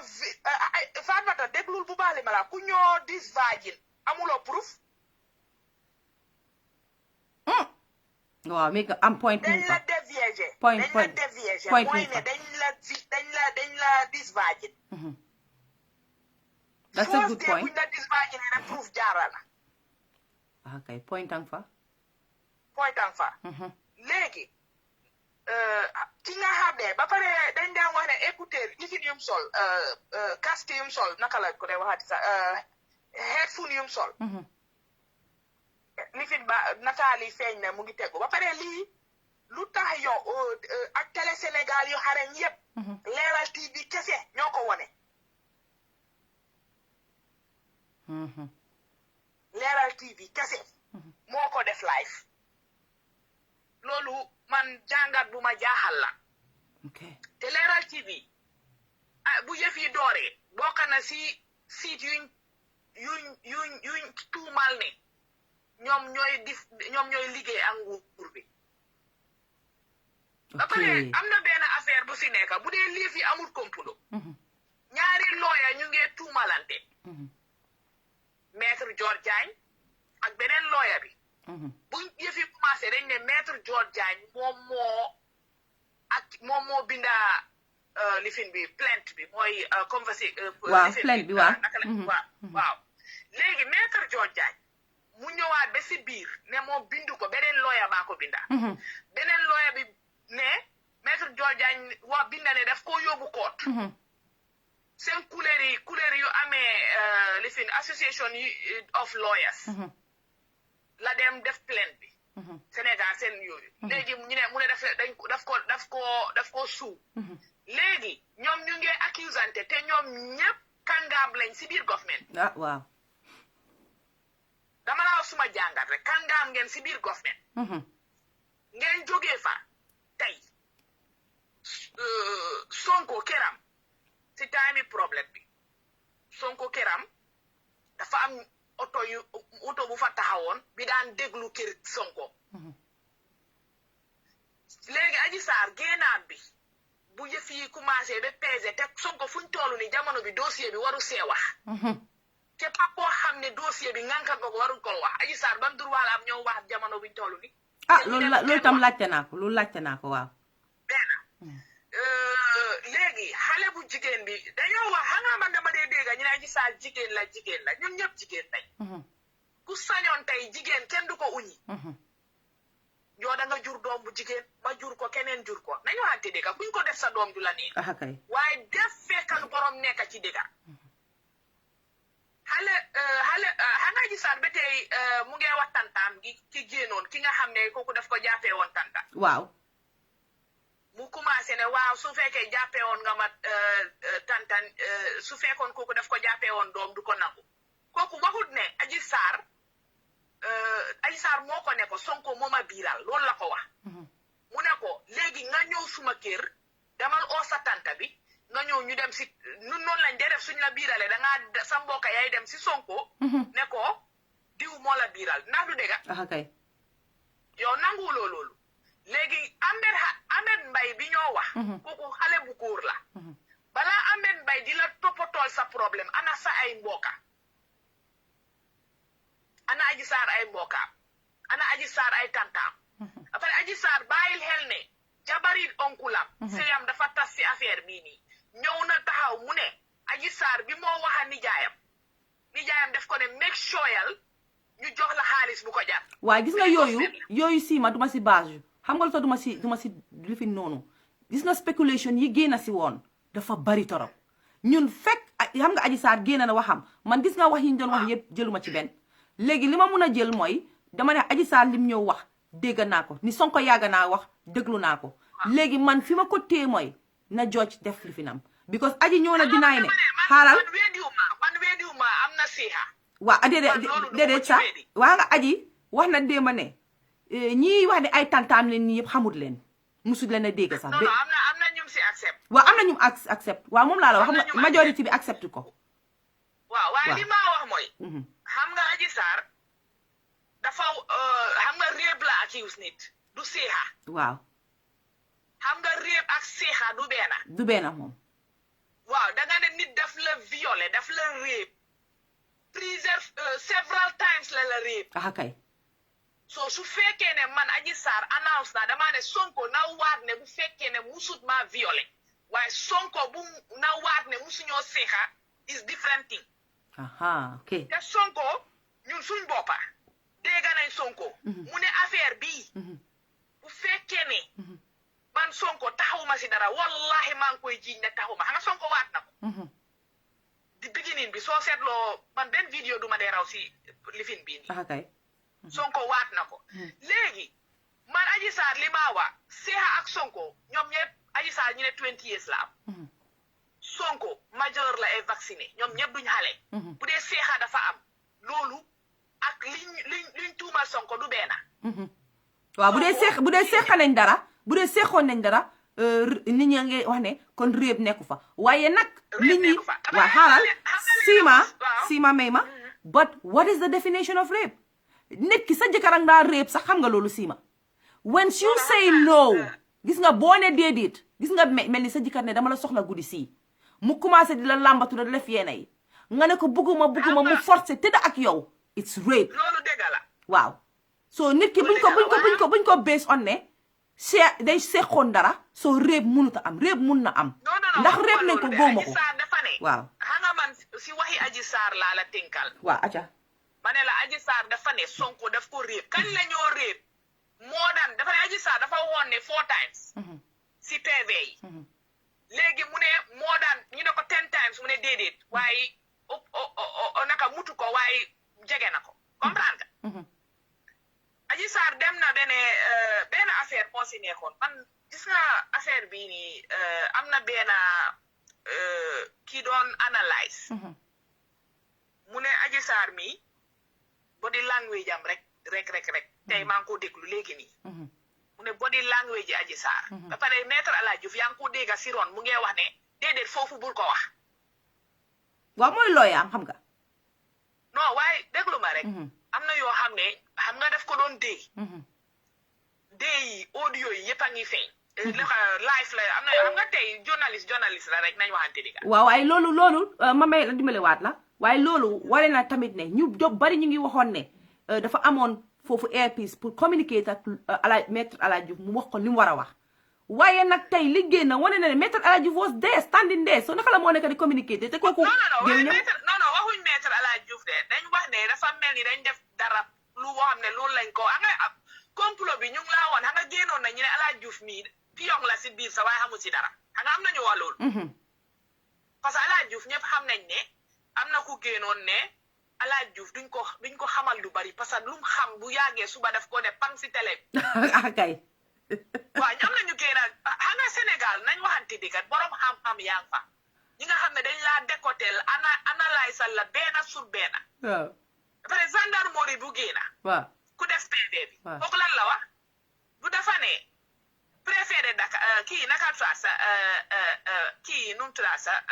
juge de instruction na resign na ministère bi resign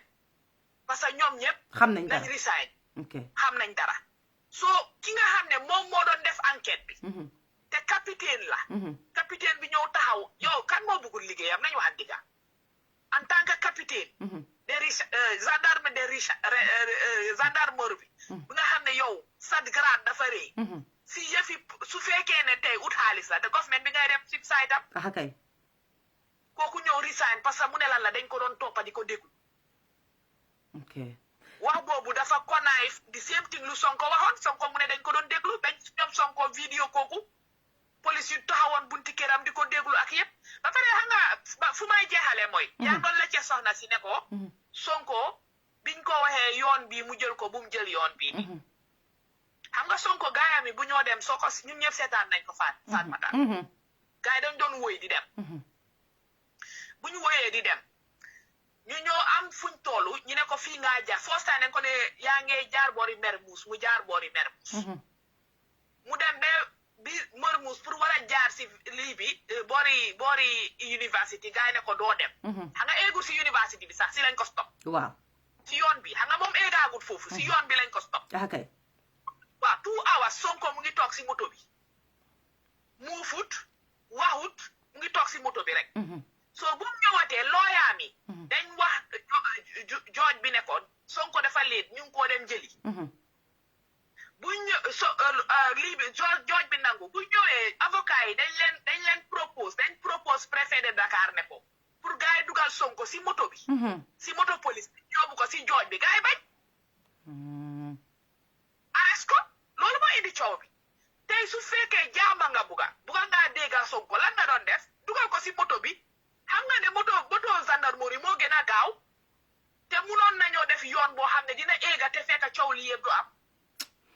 anyways ma bàyyi la nga tàggatoo parce que lii daal doy na waar ñun daal nañ ko bàyyi ci loxo jooj bi rek because fi mu nekk nii daal mbir bi jaxasoo na man fi mu nekk jaxase na suma bopp bi waaye man daal xam naa ne am na si comp affaire bi man li may wax rek lu si munti nekka munuta yombee noonu 14 people moo dee ñu ngi koy jaale képp kuy askani Sénégal ak Gambia kay ndeysaan li ñu war a def rek mooy affaire bi dafa war a dem court Sonko dafa war a set parce que soo buggee nekk président ëllëg da nga war a set te ñun maa ngi see jàngat benn affaire ñun Gambia di masawu yi passé gis nga Gambia nañ bàyyi xel torop roy buga roy dara baaxul de ak dëkkay bokkuñ di kay bokkuñ gis nga Gambia ñun dañ am issue boo xam ne dañ ko war a faj ba pare dañ war a ndoppal général lañ war a defal Gambia lan dañu war a ndoppal général toj nga fi ndoppal ñu de waaw ndoppal général xam nga lu tax ñuy ñëw ndoppal ñun ba tey dañu am feebari ethnie suñ biir feebari ethnie suñ biir feebari man diw laa man soose laa man lii laa ñun ñoo moom Gambia ñi lee ko moom ñi moomuñ ko ana bu ñu ndoppal dañ see def tuuti jimbo dañ ko ndoppal général magi nokos magi nokos si baro bi non li ma wax is very dañu war a oo saltige yi Sénégal ñu ñëw ndoppal ñu général nag uy bay ma waay Sima tàggatool Sima dama war a jóg Sima tàggatool waaw baax na jërëjëf kon maa ngi laa wax jërëjëf ne sa programme bi am na doole am na maana am na jàngat kon yal na la yàlla gën a jàppale si barke Seydina Muhammad sallallahu alayhi wa sallam ci nga bokk ci ñi bul nobatu télé yu mag a mag a mag amin bul nobatu ci ñi jàpp ci suuf ci nga bokk bul nobatu fi nobatu xëju fi yow su fekkee ñu ne jigéen dooleel jigéen bokk nga ci ñi maa dooleel jërëjëf thank you yow jàmbaar nga Fatim man daal yal na la yàlla laxa fa yaxadut eega si barke amin yaa rabana ñu ñëpp ñu bokk ko amin allo waa Gambie thank you bye bye jërëjëf aleykum salaam ay waay suma caameñ bugatuma woon a jël kool de waaye Gambie ngay koolee ma baal la rek nga wax tuuti waaw jërëjëf kontaan naa bu baax ci li ma xalal yoon bi kay ñoo ko bokk nuyu naa la ziar nañ la bu baax tur bi ak fooy wootee xam nañ ne Gambie ngay wootee ak lan moo tax ngay wooy man maa ngi tudd Babou Signane maa ngi dëkk Serekunda ba suma original Nungu Caare la loo ñëw mi kay waay waa Banjul yëpp a ngi woote waa acca ok dama am lu mu bëggoon waxtaan tuuti rek ak askanu ñuy déglu kay dooral mu daanu ndax xam naa ne vidéo bi dina dem fu sori ci àdduna kay loolu la ñuy ñaan yàlla programme bi xaw ma fu mu commencé nag ba li ma bëggoon waxtaan ak ñeent rek mooy ci mbirum Sénégal ak Gambia because Sénégambie lañ wax maanaam ñun ñaar ñoo bokk benn language ñoo bokk wolof bi ñoo bokk soose bi ñoo bokk lekk bi it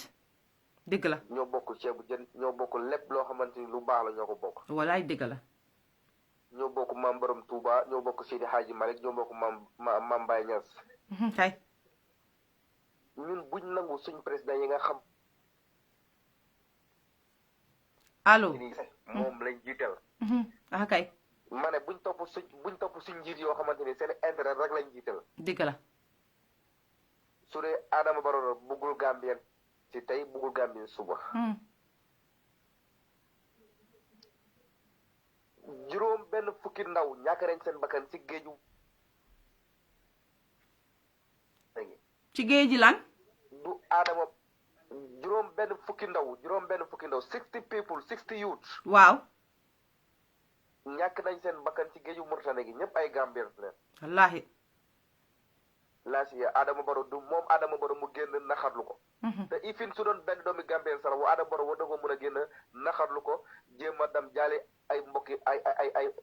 seeni mbokk moo gën ndax Adama Barrow xeeb na Gambien ci respectul Gambien fooy jëm a kàddu yi kiñ fa rey nit ñi Sadio kuñ fa faat nii ndax Adama Barrow war na faa mën a yónnee njaal $10,000 ci koo xamante ni sa doomi réew la nañu waxante dëgg dafa jot suñ ñaari réew yi ci boppam ñu respectante suñ njiit yi ci boppam ñu respect seen askan wi ñu jiite ndax li xew Sénégal ak Mauritanie yàlla bu mu xew Gambia ak Sénégal yàlla bu mu fi xew wallaahi yàlla bu mu fi xew ndax ñun xamuñu fitna ñun xamuñu guerre Casamance ngi nii rek sonal nañu Casamance ci diggante Sénégal ak Gambie reere ay téeméeri bakkan ñu bugg fee dekkil problème boo xamante ni problème bu ndaw la su fekkee ne waa ji rey na nit ki su fekkee ne fekk nga nit ci këram nga sàcc ko rey ko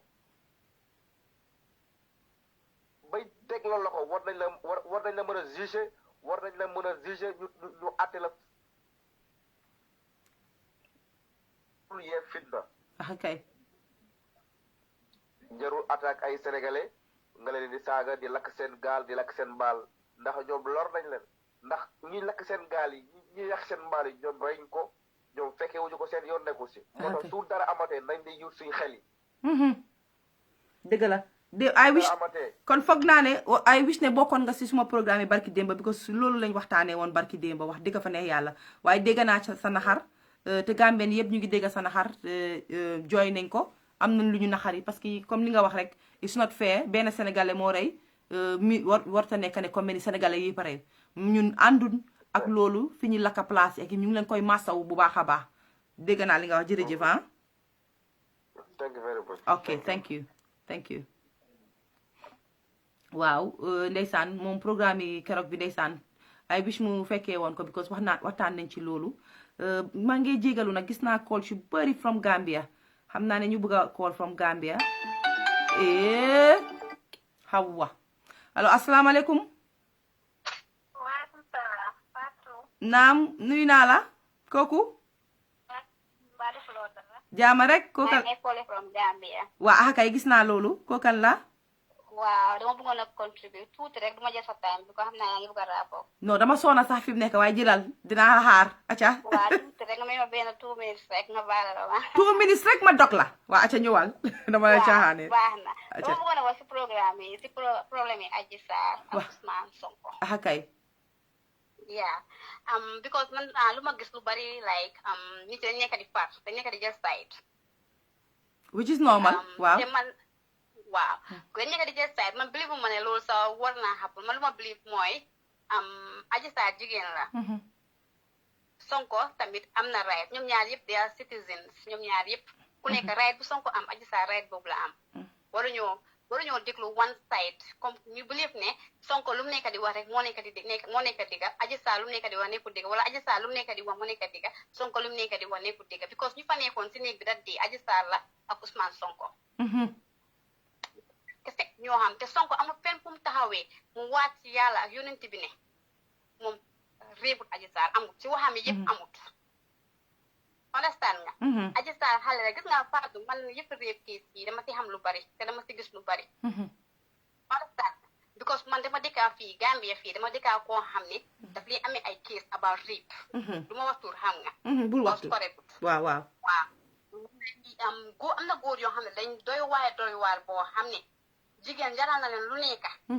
dinañ bàyyi seen jabar ñu dee def jigéen loo xam ne suñ la ko waxee yow doo ko mën a bilib yow do because góor bi ni ngaa foogee façon góor bi nu mel nii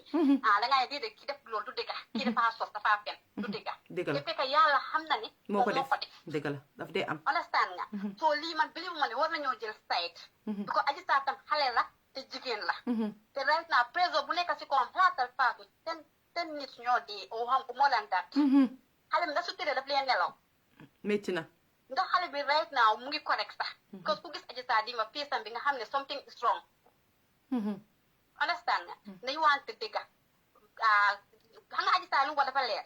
na Ousmane Sonko dafa am diine xam nañ dafa am diine dafa believe in loolu lay wone na jël alxuraan mu waat ne na moom musu koo seexaa Adji Sarr teg suñ moytu wutee gàcce dina am déedéet mooy li kuy wax rek xam nga dañ ne déedéet xam nga seexa ak rape two different things la ki siima wax na ko fi bu yàggul so suñ bëggee indi ne seexu waaw suñ bëggee indi seexoon nañ dara rek so Adji Sarr am wane na foofu ne kon seexoon na dara Adji Sarr ak Sonko léegi man Adji Sarr di waxam bi di ma Fatou xaw ma ne déglu nga koy yëpp si nga koy yëpp déglu ma ko yëpp sax mu laa woon ne post di bu mu waxee kii ne moom xale la vagin la musu tate daa góor boo ko def ko ne du dëgga parce que kenn du liggéey si salle de massage nga nekk vagin waaye bu mu jëlee loo xam dugal ko si biir aram bi si la xam ne kii vagin la boobu mu ne moom mu ngi panique parce que bu mu gisee ñaari pétale si la taxaw wax ne man lu ma la def soo demee nga wax ko nit ñi sax kenn du la góom te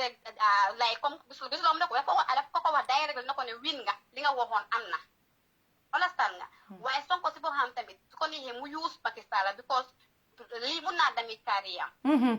understand nga su ko neexee mu use Pakistan la pour mu mën see génn because politique dafa tilim ñëpp xam nañ loolu noonu mais am nga point ma si side Adji Sarr waaye jigéen right now side bu maa taxaw Adji Sarr lay stand for because gis naa lu bari mu ngi xapul àdduna bi as jigéen understand nga yaay daa am naa doom gis naa lii mu ngi xapul gis nga ma gis naa koo xam ne taxi driver la daf lay dem jëli ci doomi boosam fii Gambie fii bit sa fi wallahi da lay wattu bii xam nga lu mu dee def xale daf ko dee baaraam kay yooyu yëpp dégg nañ ko moo tax man yi fi taxi yi sa ñeme ñu ma ko kay am na yaay la si man ndeysaan dama ko gis billahi wallahi talay waxtu bi lu nekk mu ngi happen yaa ngi gis papi jible mu ngi def doomam loo xam ne mu ngi happen fii si dëkk bi fii Gambie fii laa waxuma la Sénégal Gambie fii doy na waar waaw soo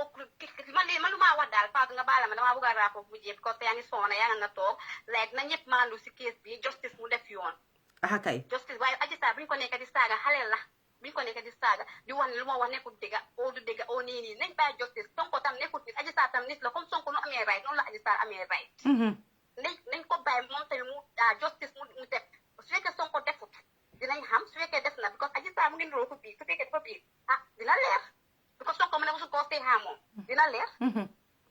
jërëjëf sa wax rafet na sa kaddu rafet na sa programme bi neex na jërëjëf sa programme bi neex trop yal na la yàlla jàppale amiin na continuer yow nga toog ba am télé yu bari fii loolu lañ laa ñaanal wax dëgg fa ne yaa jàmbaar nga waaw 2 minutes laa la mayoon professional way loolu rek a mën yees yow da nga professional jërëjëf loolu rek a mën yees man saraka laa waaye xam loo ma because am nga xarit boo xam ne suma sista la xam naa suma déggee dina xamee suma baax dinaa la call yow call ma after ñu jël ko ci suuf 2 minutes laa la may nga ñëw di ma jaay yëfi ne fi suma stanga ba jógal 3 minutes yow dinañ defante thank you man sista la because mama suma mag la ndeysaan wax nga dëgg kon yow mama yàlla coach pour nga ñëw jël sayti Adji Sarr yow suppose ma paree dinañ wax waaye dina xawee suma boy lu dëgg loo wax ndeysaan man moo every suma state aussi I stand for Adji Sarr kay ba dëgg bi feeñ nag bés bu dëgg bi feeñ ma xam ne Sonko dëgg liñ ko lii dañ ko si taxal bu boobaa tam dinaa wax ne Adji Sarr lu def correct because nit doo tumal nit si dara noonu la sax démocratie nii la dëgg la gis naa lu bari mi ngay xapoon jërëjëf ana Khady Khady da nga bëgg a call xaaral ma jox la number bi man mbaari même naa number bi sax number bi su ma ko waxee loud yow Khady ñu baree maa call moo tax ba tey dara ba fay jógee ku fi ñëw bu waxaa Batchilly léegi ma toog fi nii nearly 2 hours ay waay joxaleen ma Khady number bi waaw number baa ngi nii aca koolal 0046 76 96 74 501 Khady dégg nga ko 0046 76 96 74 501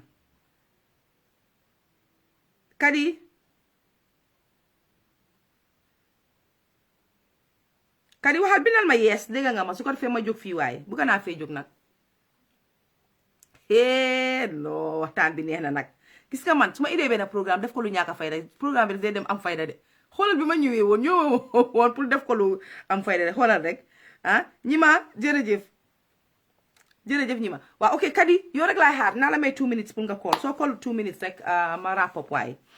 ñi ma jërëjëf ñi ma replyal ma Khady soo replyé Khady nga bindal si reply am number bi jëlal number bi ñi ma nga ok hello Khady waaw nakam 2 minutes laa la may 2 minutes no 1.5 minutes one acca xaaral ma toog ni acca waxal okay lu ma bëgg a wax mooy like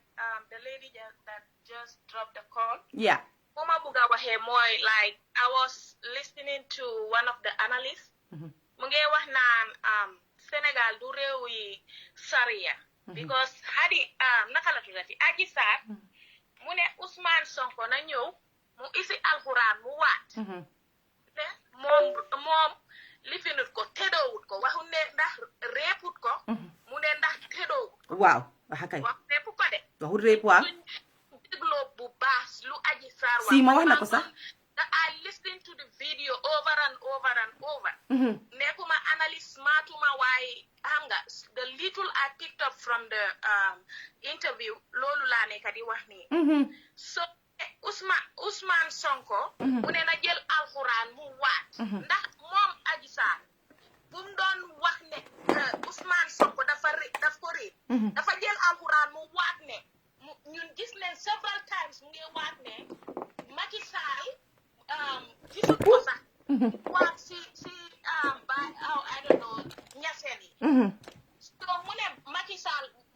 waat na si loolu waaye Sonko what about Ousman Sonko te jëlul alquran mu waat about her rape moom mu bëgg Ousman Sonko mu ñëw jël alquran mu waat so one of the analysts mu ne Senegal those Sharia living is not guided by the Sharia law mu ne rape si Islam ñu ne góor ama jigéen suñ soo tuumalee góor ne daf la rape dafa war a nekk 4 people ñu war a fekka góor gi mu ngi tëdda sa kaw dugal affaire am si sa biir ñu witness ko noppi mu dem another one mu ñëw 2 3 up to 4 people witnesses ñoo war a taxaw suñ waxee kan mooy taxaw di suñ waree use alquran bi then they have to go through that ne 4 people gis nañ ne Ousmane Sonko mu ngi tëdda si kawam let us not use the Quran here ñun bo ama lifin bi the brain is in the head pour nit ñi ñu lifin utilize with it yeah like utilize ko ñu analyze whatever people say ñun man at first I was with Adji Sarr man affaire yi repi ni moom I'm always with the ladies but soo ñëwee ba wax understand nga sa wax bi la nit ñi day analyze there was something fishy in what she was saying Adji Sarr was most of it was not true man bañuma xëy na Ousmane Sonko mos na si ñoppati na ci ween gi laa la wax jaar fa rek Ousmane Sonko xëy na nekk na ak Adji Sarr they want to use Adji Sarr to get to Ousmane Sonko loolu bañuma ko ba pare affaire yi biir bi mun naa am seexoo nañ ñoom seen diggante loolu affaire yi lifin la adulting la loolu warta ñëw si mbiri court bi sax because that is between him Adji Sarr nekkut minor loolu la nit ñi war a understand Adji Sarr is not a minor that Ousmane Sonko kim force pour mu tëddoo ko bu doon sax gaay dañ nekk dafa agree pour am ak moom sexe so su ko biiralee sax doom bi mu moom ko loolu warta nekk an issue of in the court because Adji Sarr lu mu wax mu ne Ousmane Sonko daf ko réeg te dafa bëgg Ousmane Sonko mu waat si alquran waaye moom waatu si alquran that is my point here people are not just understand it like nit ñi dañ dee foog ne jigéen bu ñëw rek mu ne waa man rape victime la jigéen yi ñu ngi use góor yi pour listen leen like pour nga olof bi ndeysaan wax ko ci soose ma tontu la ci soose loo ko wax ma jël yow xam nga sama affaire telu soo da nga gis yow Fatmata yow gis nga case yu bari jigéen yu bari dañoo nopp góor gi ñu nekk ak góor gi seexoo ak moom yeena yi ñu xam ne relationship bi du dox rek ñu génn si oh yes nit ñi gis nañ loolu lu bari waaw so ñu dañoo war a xam ñan lañ war a sympathize with minors fine even adults we can sympathize with them we can help them rape moom kay kuñ mun di rape mag oo ndaw dafa metti because bugguloo ko waaye tamit jigéen tamit warta jóg nu jigéen nekkee doomi jàmbur góor tamit noonu la nekkee doomi jàmbur wax dëgg fa neex yàlla toj nga yax yi de jàmbur war loo jël doomi jàmbur di ko tuumal yeena yi nga toog si télé di wax yeena yoo xamante ne hey common sense dina la wax ne Adji su amutoon microphone si boppam bi sa wasn't telling the truth most of it was a lie most of what she was telling is a lie man the only thing I picked up there moom ko daan waxee sax man dama delluwaat listening to the video like several times xam nga so ñu bari dañ nekk di lifin with Adji side with Adji because jigéen la dañ ko war a taxaw how about the góor how about daf ko tuumal bu dee Ousmane is innocent dëgg la ñun xamuñ lu nekkoon si biir de lu am ñoom ñaar ak yàlla ñoo xam waaye Adji ñëw na wax na ñun dégg nañ dañ am noppa pour déglu ba pare dañ am the brains to analyze what she said so am nga point because she's a woman you have to go with her no I'm not going with her with this one no man daal fi ma ànda ak moom rek ne mooy ne am na confidence the confidence bi Adji Sarr àndal démba boobu gis naa ko si moom ne am na confidence even though it is sad you can see ne she's damaged but confidence bi mu àndal pour ñëw wax loolu moo tax man ma feel at some point ne ah ñëppati nañ ko ci wan raay nañ ko bës nañ cusi def na phone fii daw yooyu yëpp am na gis nga Alaaji Diouf mu nge si Alaaji Diouf mu nge dugal xale bi into more trouble billahi like lii sax su jeexee sax ba code bi rule sax Ousmane su duggee kaso sax aji du mun a work as a free person in Senegal no aji xanaa mu dem beneen dëkk waaye not in Senegal maybe they have that in plan for her on that girl I feel sorry for that girl like Alaaji Diouf daf ko nekk di press pour moom mu am dam si Ousmane yow xadi nag tey laa la gën a like nañu baalal moom pédophile la baal ko dafa kata benn xale fële France nañu baalal kadi lii tax ma bugga la lii tax ma bugga la am nga foo wax loolu nangu naa parce que ma dama foog ne Alaaji Diouf is using this to make himself look very important again moom lii la bugga dafa bugga controversy dafa bugga moom bu nekkut koo xam ne public figure in Senegal boo xamante ne dafa am rape case comme moom so he's looking for somebody a partner pour mu faj gàcceem that is what Alaaji Diouf is doing and he's using this little girl to do that man I feel sorry for Aji ndeysaan I feel so sorry for Aji saka bu mu waxee ne ndeem nekku fa papaam nekku fa why don't let them use you because of money he is young dafa war a am jëkkër mu sëy mu settle down ndeysaan waaye ndax dina am lifin boobu noonu pour ñemeñ mu dox in the streets of Senegal that's the point here thank you dëgg la jigéen la dañ ko war a taxawal waaye nañ taxawal jigéen yi si dëgga waaye du ku ñëw rek sen ñu ànd ak moom no I saw cases of Melvin here and there I chatted with one of the girls and then I told her that man gis naa sa conversation ak Melvin so why are you mu block ma xam nga yëfi fen yooyu noonu ñu war a taxawal ñeneen ñi di ñoo fen ñu ne ñu taxawal jigéen yi pour lan góor yi tamit wàccal xol bi kat yi wàccal xol bi because ñun jigéen yi dañ dominate control everything so góor yi sax ñeme ñuñ am na góor ñuñ réep ñu ne amuñ sax aji sa moo réep Sonko dafa sa di ko nekk as first lady dama non xarama bàyyi la waaw jërëjëf Kari thank you so much thank you xarama fay sama téléphone yi ano able anymore ano able na yaa ago em fii laa em munatuma waaye anyway di wax ne rek ne képp ku fi dugga si nga wax lii mooy the beauty of democracy gis nga ñun ñëpp ànduñ suñ wax yi kii wax na si fii kële wax na fële kii ne nii la kële ni la képp ku fi dugga si nga wax nga lii nekk ci yow li nga fiil nit ñi respectal la ko te nii la war a demee dañ war di ñëw di wax di li fi ñu respectante foog naa ne loolu am na solo torop waaw képp ku fi dugga si nga wax nga lu nga xam ne am nga solo contribute nga ci lii loo xam ne nit ñi mun nañ koo déglu ñu understand ko ñu def ko kaftere man nag suma maasu ñàkk a fayda yi man def naa ko ay affaire yi ñaawal def naa ko affaire yi ree ba romba leen fi man waaye jàngee naa si comme ni ma ko dee waxee rek saa yu ma defee programme rek dama si dee jàngal lu baree ndeysaan di wax ne rek ne suma jëkkër nag Batchilly yéen naa fexe yi bëgg a dugg suma diggante moom man xam naa ne bi maa toog di xas Batchilly dañ ma liggéey waaw man xam naa ne dañ fa am luñ ma saani luñ ma jam loolu lañ ma liggéey moo tax ma def Batchilly li ma ko def Batchilly bul faale gaañi yow ba pikam peel maay sa bébi kooka maa la nopp nga nopp ma waaye feyal bor bi bor gi daal fay ko Batchilly bor gi daal boo ko fay duñ juboo parce que man mënu maa nekk foos non duma foos de di suma wuja baa nga fa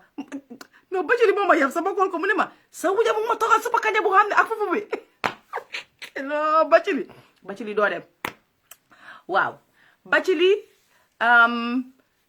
man duma bëgg a dem nekk sa ko ledi bu nga xam ne dama àndaa bor Batchilly feyal bor bi balaa ñoo dugga State House mind the gap feyal bor bi balaa ñoo dugga State House parce que bëgguma yow benn problématique waaw di leen wax ne rek xam ngeen man suma affaire comme ni ma ko dee defee rek di jégalu ñëpp aaxa di baal nit ñi tamit aaxa wax neexut nangu leen wax neexut ni léegi ñun ñu wax ba tëgga suñu dina ndeysaan gis naa ñu bi ne oh Fatmata always danga nekk a very patient person ak yooyu noonu waaye tey xal ngaa tànga tuuti ci kaw Batchilly dëgg la wax neexul parce que léegi-léegi nii dina la lifin waaye ñun foog ñu defar nii ak Batchilly parce que moom tamit he's all over the place comme ni ma ko dee waxee ndeysaan send na ma message apologize na ma nit ma pare naa ko seen message ma abbaalu ko nii la man moom ku ma xamee leen ma si nii xam ngeen suma jikko li ma bëgg a wax nit ki dinaa ko wax te dee aw ma ku ma faral ci politique bi déedéet jëluma benn side kenn doyuma am naa nag ñoo xam ne I sympathize with them believe naa ne seen agenda ñoom suñu nekkoon tey toog dina dox waaye kenn xamut man kan moo nekk si suma xol ne kii laa bëgg a dëgg kenn xamut nit ñi dañ jee spéculer rek man ku ñëw toog rek ma ama yoo jaama nit ñi ne kii la àndal loolu moo neex ci li may def di jégalu nag di leen wax ne wax neexut comme ni ma ko dee waxee wax neexut parce que nekku ne dama ne maa gën a mun nit ñi wax wala man lu nit ñi ñeme ñu tax maa koy wax yombul de am na ñoo xam ne duñ ci ànd ak yow am na ñoo xam ne dañ ci ànd ak yow am na ñoo xam ne sax dinañ la sëriñtu yooyu yëppan ci bu leen mis dara suñ toogaay fii ñun ñëpp ñu nekk ci media lu métti la soo saa yoo leen julli rek dee leen ñuy ñaanal yàlla bàyyi ñu suñ gémmiñ parce que mun nañoo ñëw ba mun a toog wax neexut parce que wax bu ñoo wax ni yëpp saa yuñ ko waxee yéen doo leen dee fekkee saaga ndey doo leen fekkee xas yi doo leen fekk yu bari dañ ko dee jànku wanteel ci messenger bi képp ku nekk ci media di wax rek xam na fi maa waxee yombul dara so da ngeen ñoo comprendre léegi da ngeen ñoo understand xam ne wax neexul li ñoo def nii lu métti la buñ nekkoon fii si dëkki tubaab yi ñu nekkoon der yu weex nekk tubaab di def li ñoo def nii wallahi dinañ ci am xaalis bu bëree wax neexul kon ñu ngi jéggalu nag su fekkee wax nañ fi lu nga xam ne waruñ koo wax ngeen baal ñu àq bu fekkee wax nañ fi lu nga xam ne loolu lañ war a wax nag ngeen share vidéo bi mu dem dinaa ko def temps yi nag maa ngi ci di ko def audio dafa am ku ma ko dee defal audio su nga ko defee audio ba pare rek ma partagé ko waat mu dem parce que wan nañ ma ne audio yi ma dee def